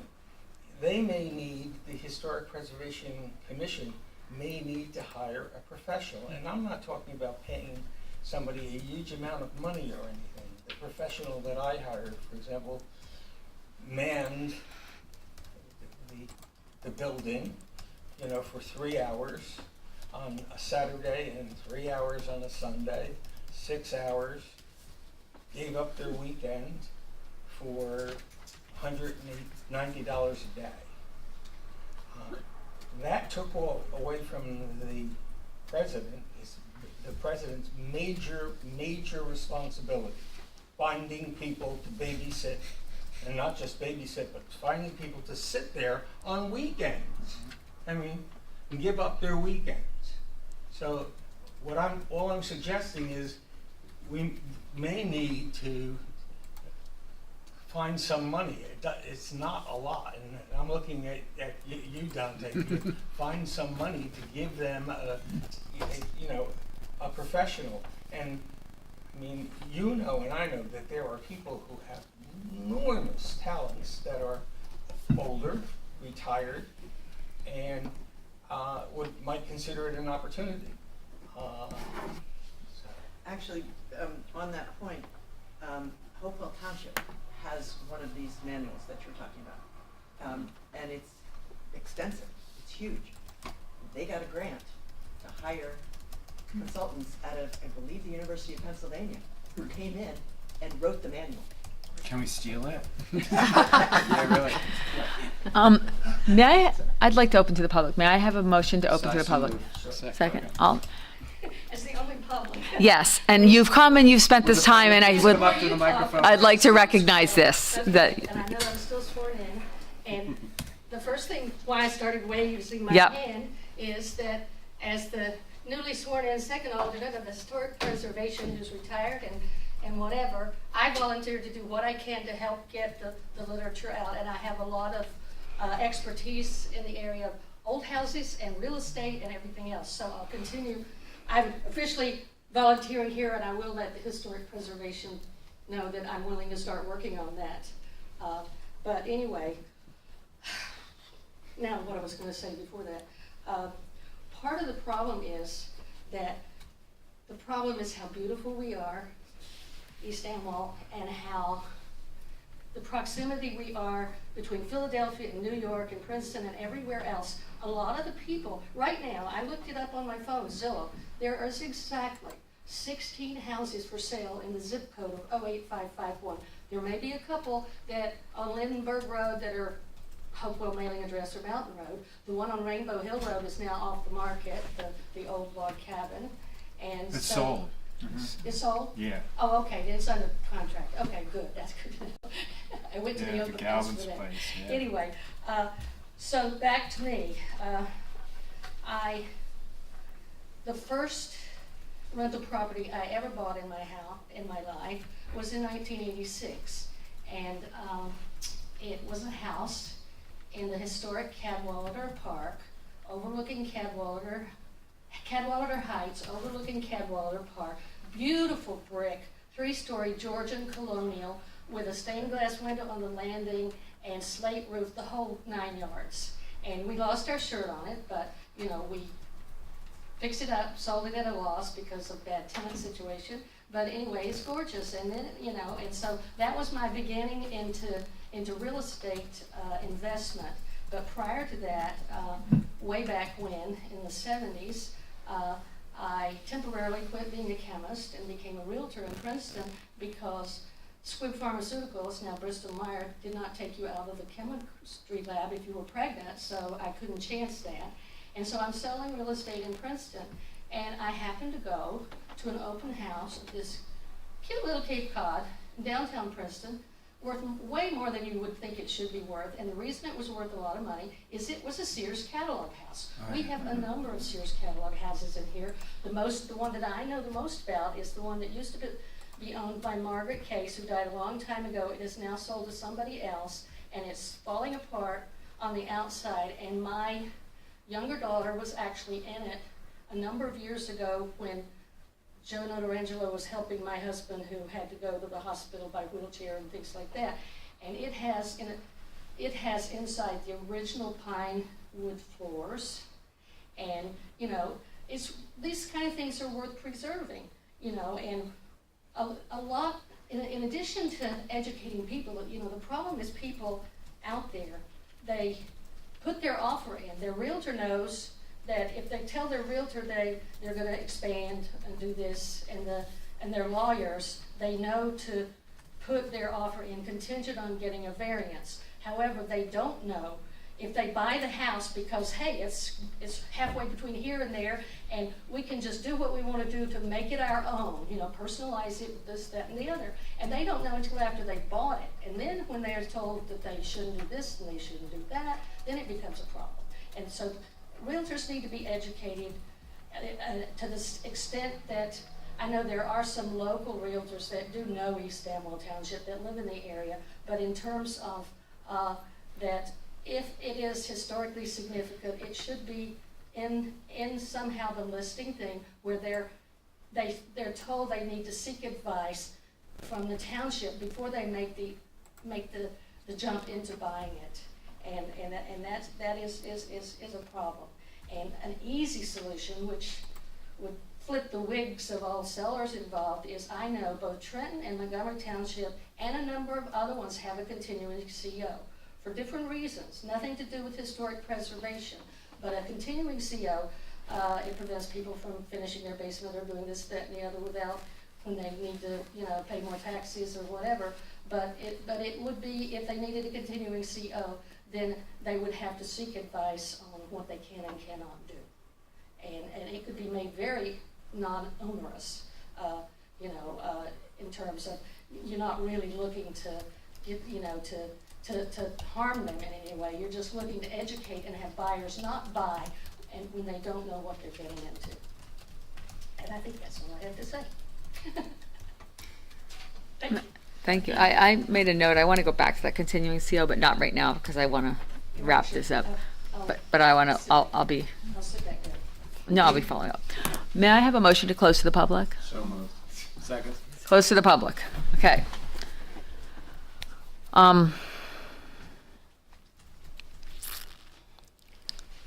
My recommendation is that we work to get this to a place where we can send it to the Township Committee by the next meeting. Add the whereases, get some clarity on what the Historic Preservation Committee is already able to do and is not doing, and is any of that important. Not because we're going to make them do it, but because we will all then be educated on that. My request of all of you is to go into that ugly drive and familiarize yourself with what is new in here, because some of the things that we're talking about are there already, and if we're not changing them, I don't want us to get hung up on them, if that makes sense. Focus on the changes, the substantive changes that we can defend or that we can explain the value of, and the things that are already there, even if they're not ideal. I don't want perfection to be, you know, to stop us. And then I hear what you're saying, Dante, about being part of a package, and I think we could, at the very least, send it with a letter with a set of recommendations that would go with it that you could agree to. So I think that's something we can work with so that people can see a bigger picture. But I don't want to make this something that we don't get done, because I think there is value in getting something done, and we can always come back and make it better. Yeah, and that's also why I'm leaning into the incentive so much, is because to get something presented and amenable to the public, we need to show what the value is for them being part of that. Yeah, and if so you, I think if we do that, And if you want to do that concurrently, even while we're working on this over the next month, and we have something that you said that, you can come back and say, here's some recommendations that you can even put in the letter. I know it's kind of circular, but sometimes it works that way, a little bit of theater. That I think that would be really helpful. I'm sure Tam can provide us information or provide Alan me some information on, the grants available and how it works and how we can do that, because the township committee can then think about, the financial part of it for the incentives. I think, yes, that's a good idea. And then, Mr. Kanachi, I wanted to ask you, or maybe there's someone else who mentioned this.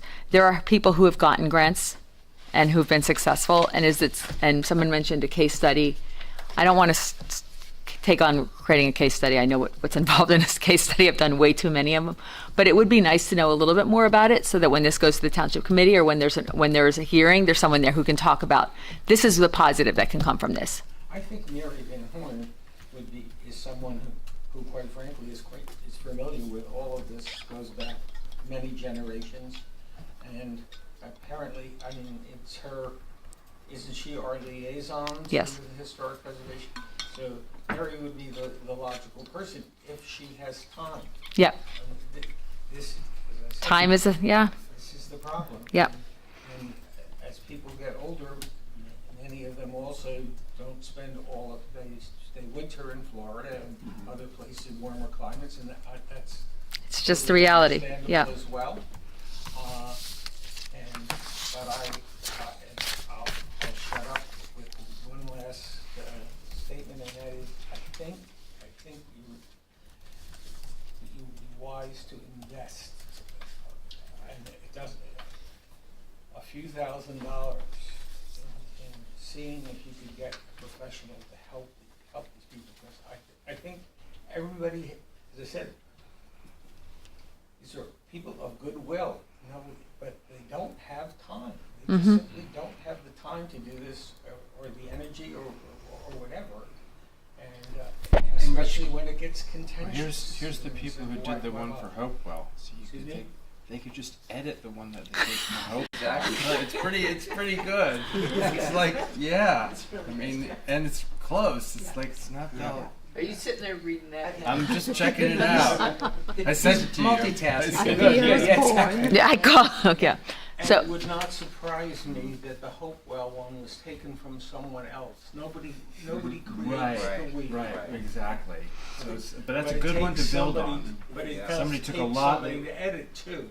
Right. It's So- easier said than done.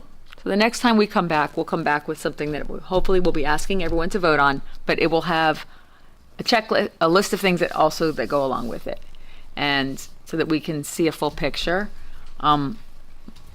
If we can send it to the township committee by November, then after they reorg in January, they can start moving on it.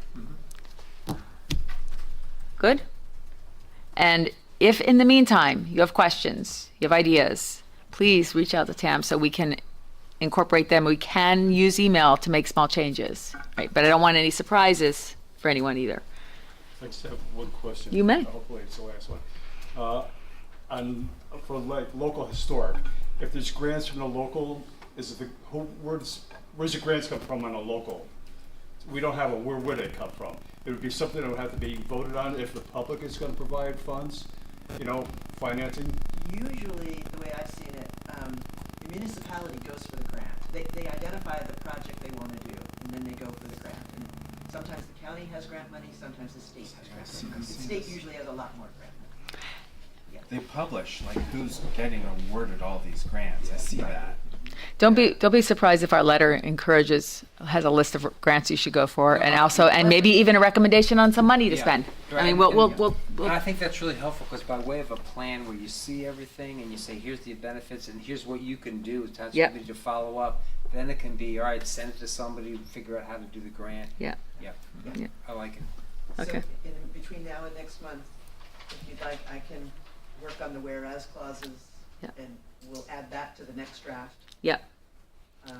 And then I would like to get this to this board early. So Okay.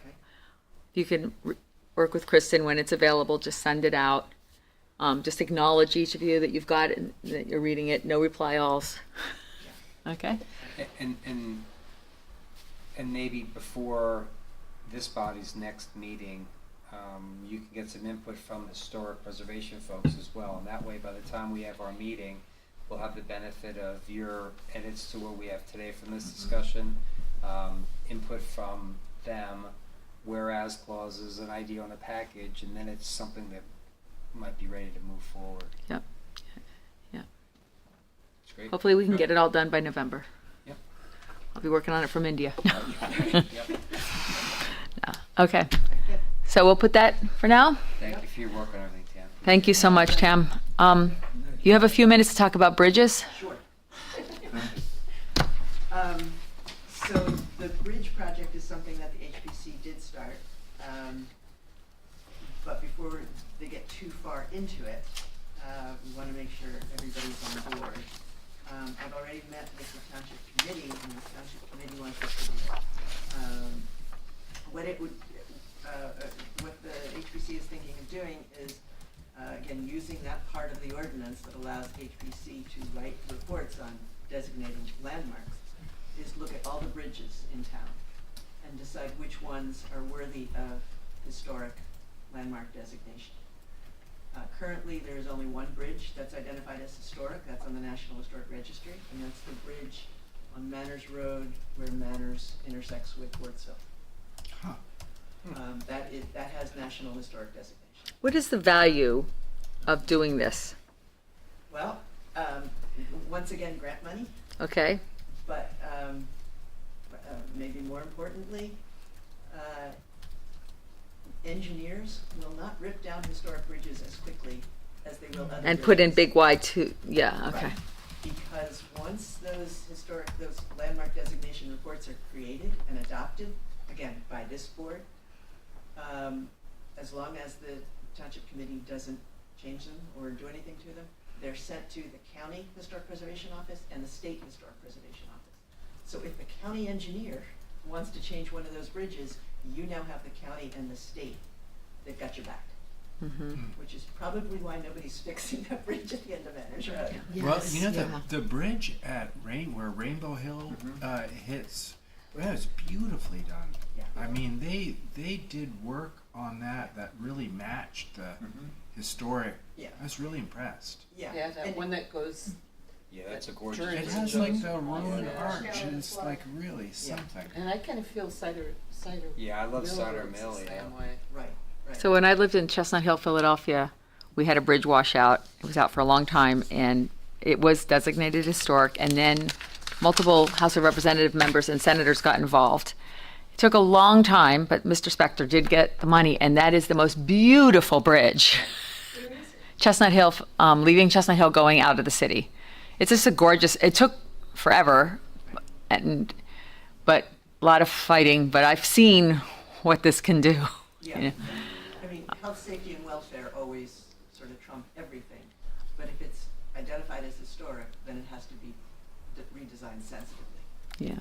So there is a member of HPC that knows a lot about construction, and she really loves bridges. So that's kind of what started this, and I offered to help her out. So Okay. she and I are willing to work on this. As I said, the township committee wants us to go forward. I've also met with the ag committee because farmers have an interest in the bridges, and I heard their concerns, and we will consider that when we write the report. But we do want to make sure that the planning board wants us to do this, because if we do this, you guys have to vote on it. So we just wanted to confirm that you want this done. It will take a long time. But this is the same thing as we were talking about before, so this will be sort of a good example of how this works. Part of the plan. Yeah. Right, and we won't have to deal with a resident necessarily. So we can learn. Yeah, exactly. Yeah. Is there so go ahead, Rich. I just have one question. Do you know who, if anyone, is in charge of lawsuits against people who destroy our bridges? I mean, the biggest culprit it's very obvious because you can see is Amazon. I mean, they take these giant double trailers and whatnot over these tiny bridges, and they destroy the bridges, and you don't have to wonder that it's them, is because typically the Amazon truck is hanging off the bridge or smashed underneath the trestle or whatever it is. And I mean, I'm constantly asked this question because I'm a lawyer by people say, and I don't know the answer. I don't know who, if anyone, Who has says, standing? Like, The who owner. sues Amazon? What? Who has standing? The owner. The railroad, then, who owns that bridge? No, I'm talking about the bridges. Yeah, technically, the county has jurisdiction over all bridges, Yes. even bridges on local roads. So it would be up to the county, So it's up to the county. Yeah. but does that come out of the prosecutor's office? I mean, who would the county, county council? Yeah. So, County council, I would County say. council. Yeah, it's a civil matter and Yeah, they have an interest. one would think that they would. Yeah. Quite frankly, one would think they'd get punitive damages from Amazon, given how much damage they've done in this town. I can't imagine what they've done other, and there are clear violations in terms of the bridges are posted, how many tons, the tonnage of the bridges, the heights of the trestles, and I think you should get us some police. just don't, they don't I'm care. totally joking. I was totally joking. Totally joking. Did you hear what I said? What? I jokingly said we need some police. And I am 100% joking. I'm not serious. Thank you. Yeah, thank you. But it's not open to the public. I'll be quiet. So I'm just here to confirm that you guys want us to go ahead with this. Do we need to vote? Or you could just tell me. I say yes. Sounds Yeah. great. Yeah, I'm on board, and I for think two. this goes right along with what we're discussing tonight. Yeah. And it's important to do, Yeah. and a good test. Yeah, and the process is in the existing ordinance and the proposed ordinance, so we don't even have to wait for the new ordinance to be adopted. We can start it. I just had an informational question. What constitutes a historic bridge? 1940 is the idea with the structure. Yeah. Bridges are different, obviously. There's one on Woodsville Road that has a little 1841 designation carved right into it. Yeah. I'm curious what we're calling a historic bridge at this point. Well, we are still using the 1940 timeline, Okay. but there's more to it. There's and the member of the Historic Preservation Committee that I'm working with knows a lot more about this than I do, but there are different construction styles that are done. Apparently the construction style in southern Hunterdon County is much different than northern and more highly valued, for its techniques and whatnot. So there are different things that go into it. How it was used, who might have used it, was it part of a larger, farming complex or something like that. So, But yeah, it's still essentially 85 years old is the cutoff that we're using. 1940. 1940 is still the cutoff. Got it. But we've already created a multi-page form that has all different criteria on it, different parameters of significance, and we will fill out one of those forms for every bridge. So, some bridges will be obviously not historic, and we'll just say, doesn't apply. Bet you our bridge is historic. Yeah, that'll all be part of the appendix. It's our bridge, if you know. Again, church of self-interest here. Right? Okay. I'm on board. Okay, great. Okay. Anything else on bridges? Okay. Very good. Thanks, Dan. Thank you all. Thank you all for a good conversation on both of these items. I appreciate it. I think we have a good understanding, so I think we're in a good place. Moving on from bridges to invoices. Has everyone had a chance to look at the invoices? There are two, just so you know, there's two Parker McKay invoices because I asked to hold the one last month. I got my question answered. Any questions? There's a couple that said there's been no budget established for it. Yes, so apparently, what I understand is sometimes you when you hire an attorney or when you have a certain project application, you can say in advance there's a budget for this, but it's sort of not relevant to this situation. Best way I can describe it. We're losing Dante. Okay. I think we can vote on the invoices without him, actually. We still have a quorum. Or shall we wait? Okay. We can go ahead. May I have a motion to approve the invoices, all of the ones on 1 and 2 and 3 here? So moved. So moved. Second? All in favor? Aye. Aye, okay. Invoice is approved. We already covered items for discussion. I forgot that I put that there. I moved it up, so. Oral reports. Ringo's Advisory Committee is still meeting. We assessed, in September, we partnered with Parks and Rec to have some nonprofits come. We did have a few come. We're looking at expanding that program and especially working at helping Parks and Rec perhaps do some better advertising for Friday nights at the park. So, Okay. and we're Yeah. getting ready to put out flags for Veterans Day. Oh. And I guess, And if anybody would like to help. and now that Dante's back, I can ask him about the traffic. Yes. Oh. Exciting news. So while you were gone, we approved all the invoices. And we're moving on to oral reports. And I don't mean to pick on you, but I do know you have an update on the traffic situation, circulation, and I'm going to Yes. put that under Ringo's Advisory Committee and ask for that update. Yes, so, we had a meeting with DOT.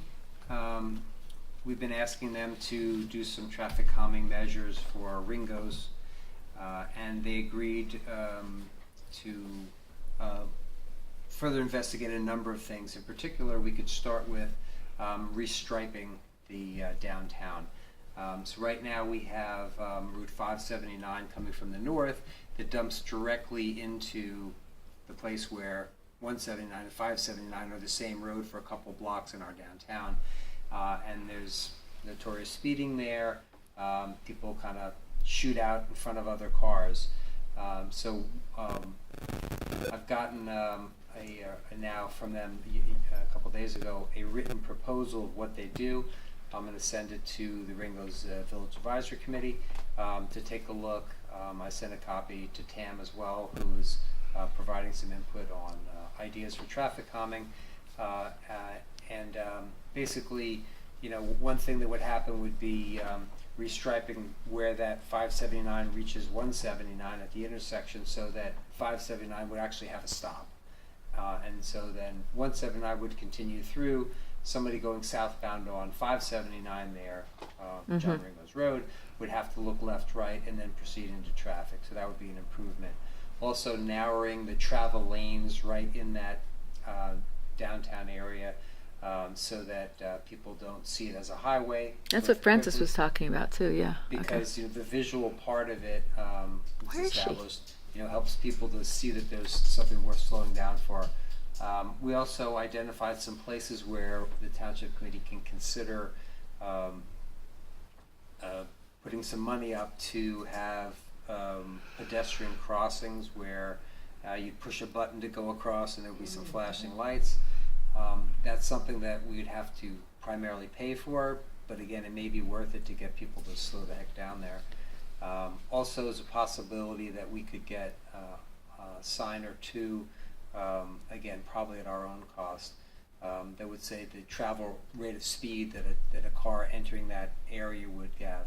I mean, the typical way of doing it is, let's say you're coming south on 179 from Route 202, the signs say you need to slow down, but by the time you get to that intersection there, let's say I can't remember if it's 30 or 25, but let's say if it's 30 there, you would have a 30 sign there, and you would have a sign saying, you're going 45. Right. So it really Yeah. visually They shows have those people on and Amwell reminds Road. them. Yeah. And so again, it may be worth the cost. I think it's because effective. I think it's effective too. When I come up 579 in Mercer, there's that speed trap there at the cemetery. But when you see how fast you're going, it makes you slow down so that when you reach that slower speed, you're going the speed limit. So, so those are some immediate things to work on. Probably the very first thing would be the restriping to narrow the areas to clean up those intersections. But the good news is the state says they need to do that before it gets cold. So that gives us the opportunity to move quickly. So I wanted to report on it here, talk to the folks at RVAC, then get it back to the township committee, because if we can get a sign off that this would be an improvement, and I'd have to get the county to also say okay, because there's county jurisdictions in there as well. But I presume from my conversation with some of the commissioners that they would be willing. Then the state would put it on their calendar, and they do that striping. We'd see some immediate effects. Then we can move forward with evaluating the flashing lights, and right there, I think we'd have a much improved situation. It's taken a long time to work with the DOT and the county to get to this place, but I think at this point we actually might be ready to get something in place for the winter. Is it not possible to have a traffic light? Probably not possible, given what the state's telling me about 179. I'd ask about that, or stop signs. Because, I mean, I travel that road every day, several times a day. Yes. And, you know, most people have no problems, and then you simply have people who are going through town at 65 miles an hour, Right. through stop signs, through Right. yield signs, and lots of them are Amazon trucks and other, you know, I'm not, Yep. I don't have a thing about, but that's the reality. The It- reality is that most of the problems are caused by truckers. Yeah, well, and I think commuters who come south and they need to get through to get to Lambertville, PA, or down south to go toward Trenton, and Or they shortcuts. shortcuts and too fast. The Yeah. problem, I think, is I had them pull the traffic data, and for the state norms, there are not enough severe traffic injuries to justify it. We need more So- fatalities.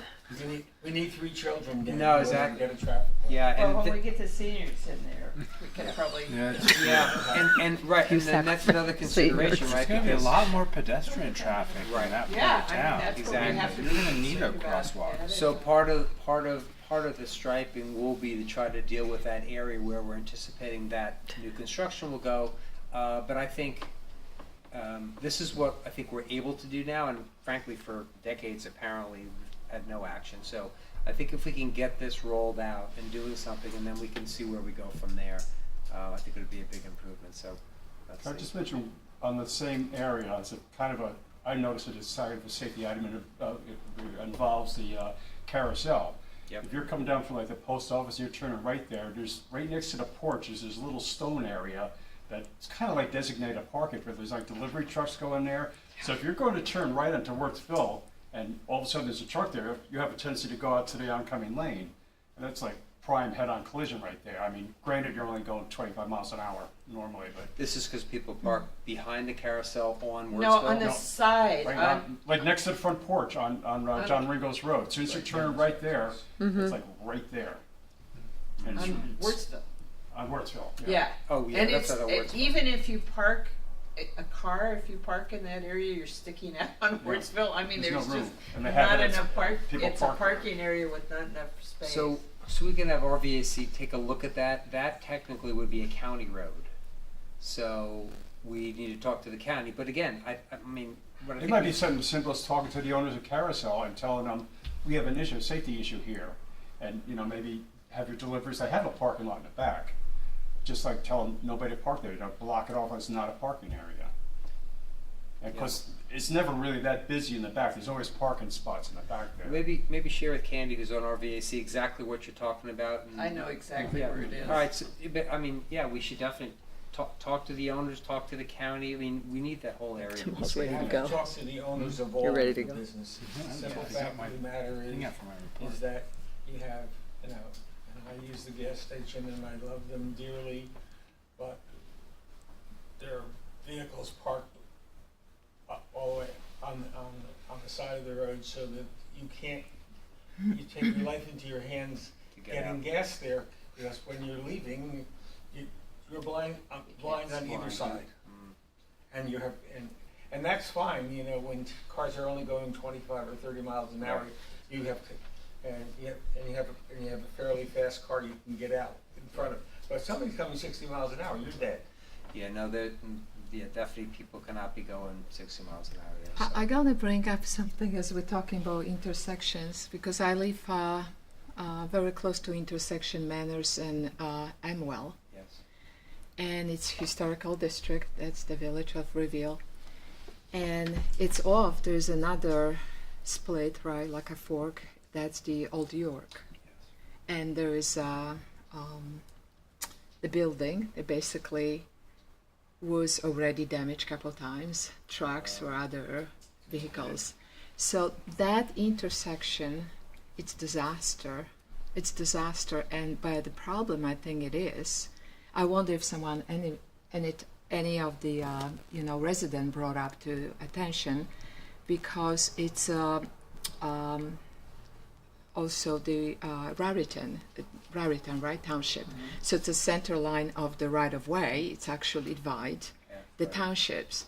So how you deal like with that? Because we had several accidents, probably 2 years ago on Easter, that a sport car drove probably 80 or 85 because they couldn't off the Manners Road, and they couldn't stop on the intersection with the Amwell, and So ended up 7 Amwell, that place was for sale for a while. yes. Right there. So the car ended up in a person garage, but actually there was a garage that was kind of like a living space. Oh yeah, it's like an accessory dwelling. An Yes. illegal accessory dwelling. Yes, but anyway, thank God nobody got hurt.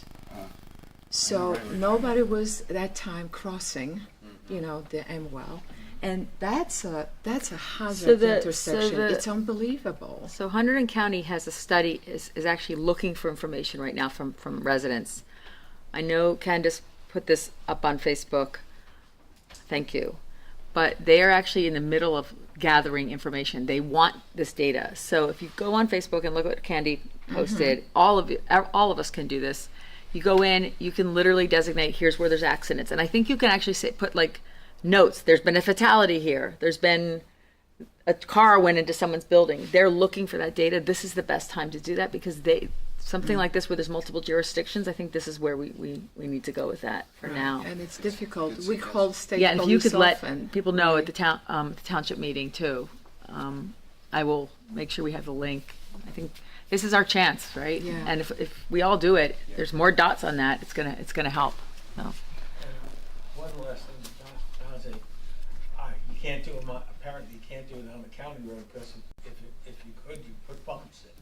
Yes, that would be wonderful. Yeah, because bumps are one way that people slow down. Yep.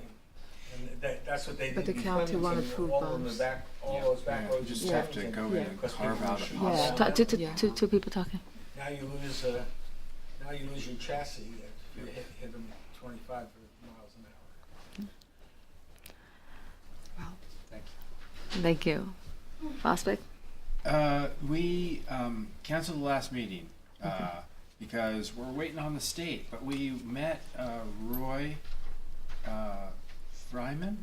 Did you see that email? I didn't, sorry. The New Jersey State Legislature for our district. I saw him at the Ag in Action, and so I wrote an email because I said, if you need anything, I said, we sent our draft plan into SADC Way to in go, March. shameless but good. And they're telling us it's going to take until the end of the year. And I guess he forwarded it to SADC. And then they responded and said, we got a lot of plans this year, and we promise yours is next. Oh, good. So- Okay. Like a, Squeaky wheel. Assemblyman That's- reaching yeah. out. And then the letter that you wrote to the county that Lisa McCollum wanted us to go back up the acquisitions Right. on either side of the. So I went and they didn't have a quorum. So the other meeting was tonight, so I couldn't go. But that turned out to be a great meeting for me because I talked to her about how we wanted to graze our cattle on the golf course, and she put me in touch with the guy who's in charge for the county. So we're going to give him a little tour of Lima Family Farms and see if part of the public use can be, moving some cows in there so they don't have to cut it. Trim, exactly. Yeah. Natural mowing. It's a good Yeah. good segue to environmental commission. Yeah. Oh, so Environmental Commission, I think Sorry, I couldn't. we're So the recommendation's there, right? It's been forwarded. I think that the only issue, Recommendation for what? the recommendation to merge the Recycling Commission and the Environmental Commission. So the Recycling Commission has a lot of horsepower. They've got people that are, they're doing all kinds of stuff. And we really need more energy in the Environmental Commission. So the idea of merging them is, I think, there's some economy of scale. There's some overlap where some of the members are in both places, and I think we're just waiting to maybe identify who's going to be the chair, like who's going to run that. And we need, because the way the merger would work is for the recycling committee to become part of the environmental commission, because there's a higher status. Therefore, we need folks with some high octane who will be joining environmental to be able to do that, because we environmental commissions hasn't been doing as much. Yeah. And if you put recycling in there, we don't want to slow them down. So we've been appealing to everyone that we can think of to say, if you have a big concern or a desire to help our environmental commission, please think about joining, because that would allow that to happen. Yeah. So please talk to your friends, talk to neighbors. Yeah, see if we can need recruit some just a to couple of folks to energize that, and that would be good for our environmental commission as well. Yeah. Looking at you again, Ag Advisory. No, I don't. No? Yeah. Okay, well, but I think, yeah. Okay. I think we've done Historic Preservation Committee. Mary Van Horn's not here. We've spent a lot of time on Historic Preservation, so I'm going to skip going through that again if we don't. Kristen, do you have anything? Nothing. Okay.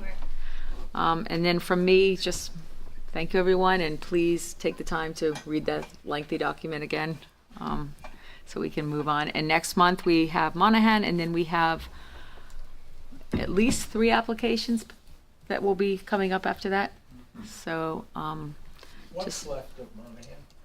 so last time we, I yeah, and I want to be careful but what we left it is we took all of the testimony on the certificate of nonconformity and the appeal of the zoning officer. I left it open that they could introduce more evidence, and I also left it that the board may introduce evidence. So, but then after that, we'll take a vote on that, right? If we overturn, if we give them the certificate of nonconformity, or basically if they win, then they're done. If not, then we go on to, they have a request for a variance, but there is an open question of whether the application is complete. If you recall, our attorney said we will likely have a completeness hearing. So that's where we are. Can I ask a question on that? Yeah. Well, I don't want to get too far. We want to be careful. No, actually, no. Just doing procedural. If you guys I don't want to ask. Yeah, substantive, we've gotta anything step out. substantive. No, I definitely don't want to go any farther than that. Yep. We can do that when it comes around. Yeah, this was totally just procedure. He asked where we were. I don't want to go any further. So that's where we are. Okay. Thank you. I think that's everything. May I have a motion to open to the public? So moved. Second. Okay, open to the public. I'm so tired, I'm not even gonna get up. First, to get back to the traffic, very dangerous intersection you've already discussed, but I come down Northfield Road and hang a left to go to the post office, and I've got traffic coming I'm sorry. relatively fast. I'm sorry. What road are you? Wordsville, T-junction and Carousel. And then you make You've a got left. Traffic coming there, and then you have traffic speeding from 579 John Ringo Road. It's a very dangerous intersection. Something needs to be done about that. And of course, So did you hear us say that's where the striping would stop the traffic of 579 coming south? That's exactly where. yeah. And also, this was sort of strange, but many years ago, I'm going to Frank's Pizza, and I get to the intersection, and I'm so stressed out, I turned right and floorboarded, and I got pulled over and warned. And he laughed when I said I was just going to Frank's Pizza. There was a traffic cop there. So, but downtown is very dangerous for the pedestrians, for everybody involved. And people fly down Wordsville Road from Rocktown all the way to Hillsborough, 60, 70 miles an hour. It's crazy. And of course, we have no control over that either. But anyway, that's neither here nor there. The next thing I was going to say is in terms of hiring somebody for the Preservation Committee, years ago, when our township floated the bond referendum to preserve farms, we hired Hope Carter, who actually did all the work to get those farmers things, all the documentation that had to be done, and so that we were able to get them preserved and pay back the bond in a relatively short time. So it's worth the money to do that, to protect our town, to hire somebody that, you know, and Hope Carter was an elderly lady. She had the time, and obviously she had the background and expertise to do it. She's gone now, but that's it. And my third and final thing is I have a question about why, I'm assuming Ms. Gavigan just couldn't come tonight. Don't you normally have this where you can see it? So it is still streaming.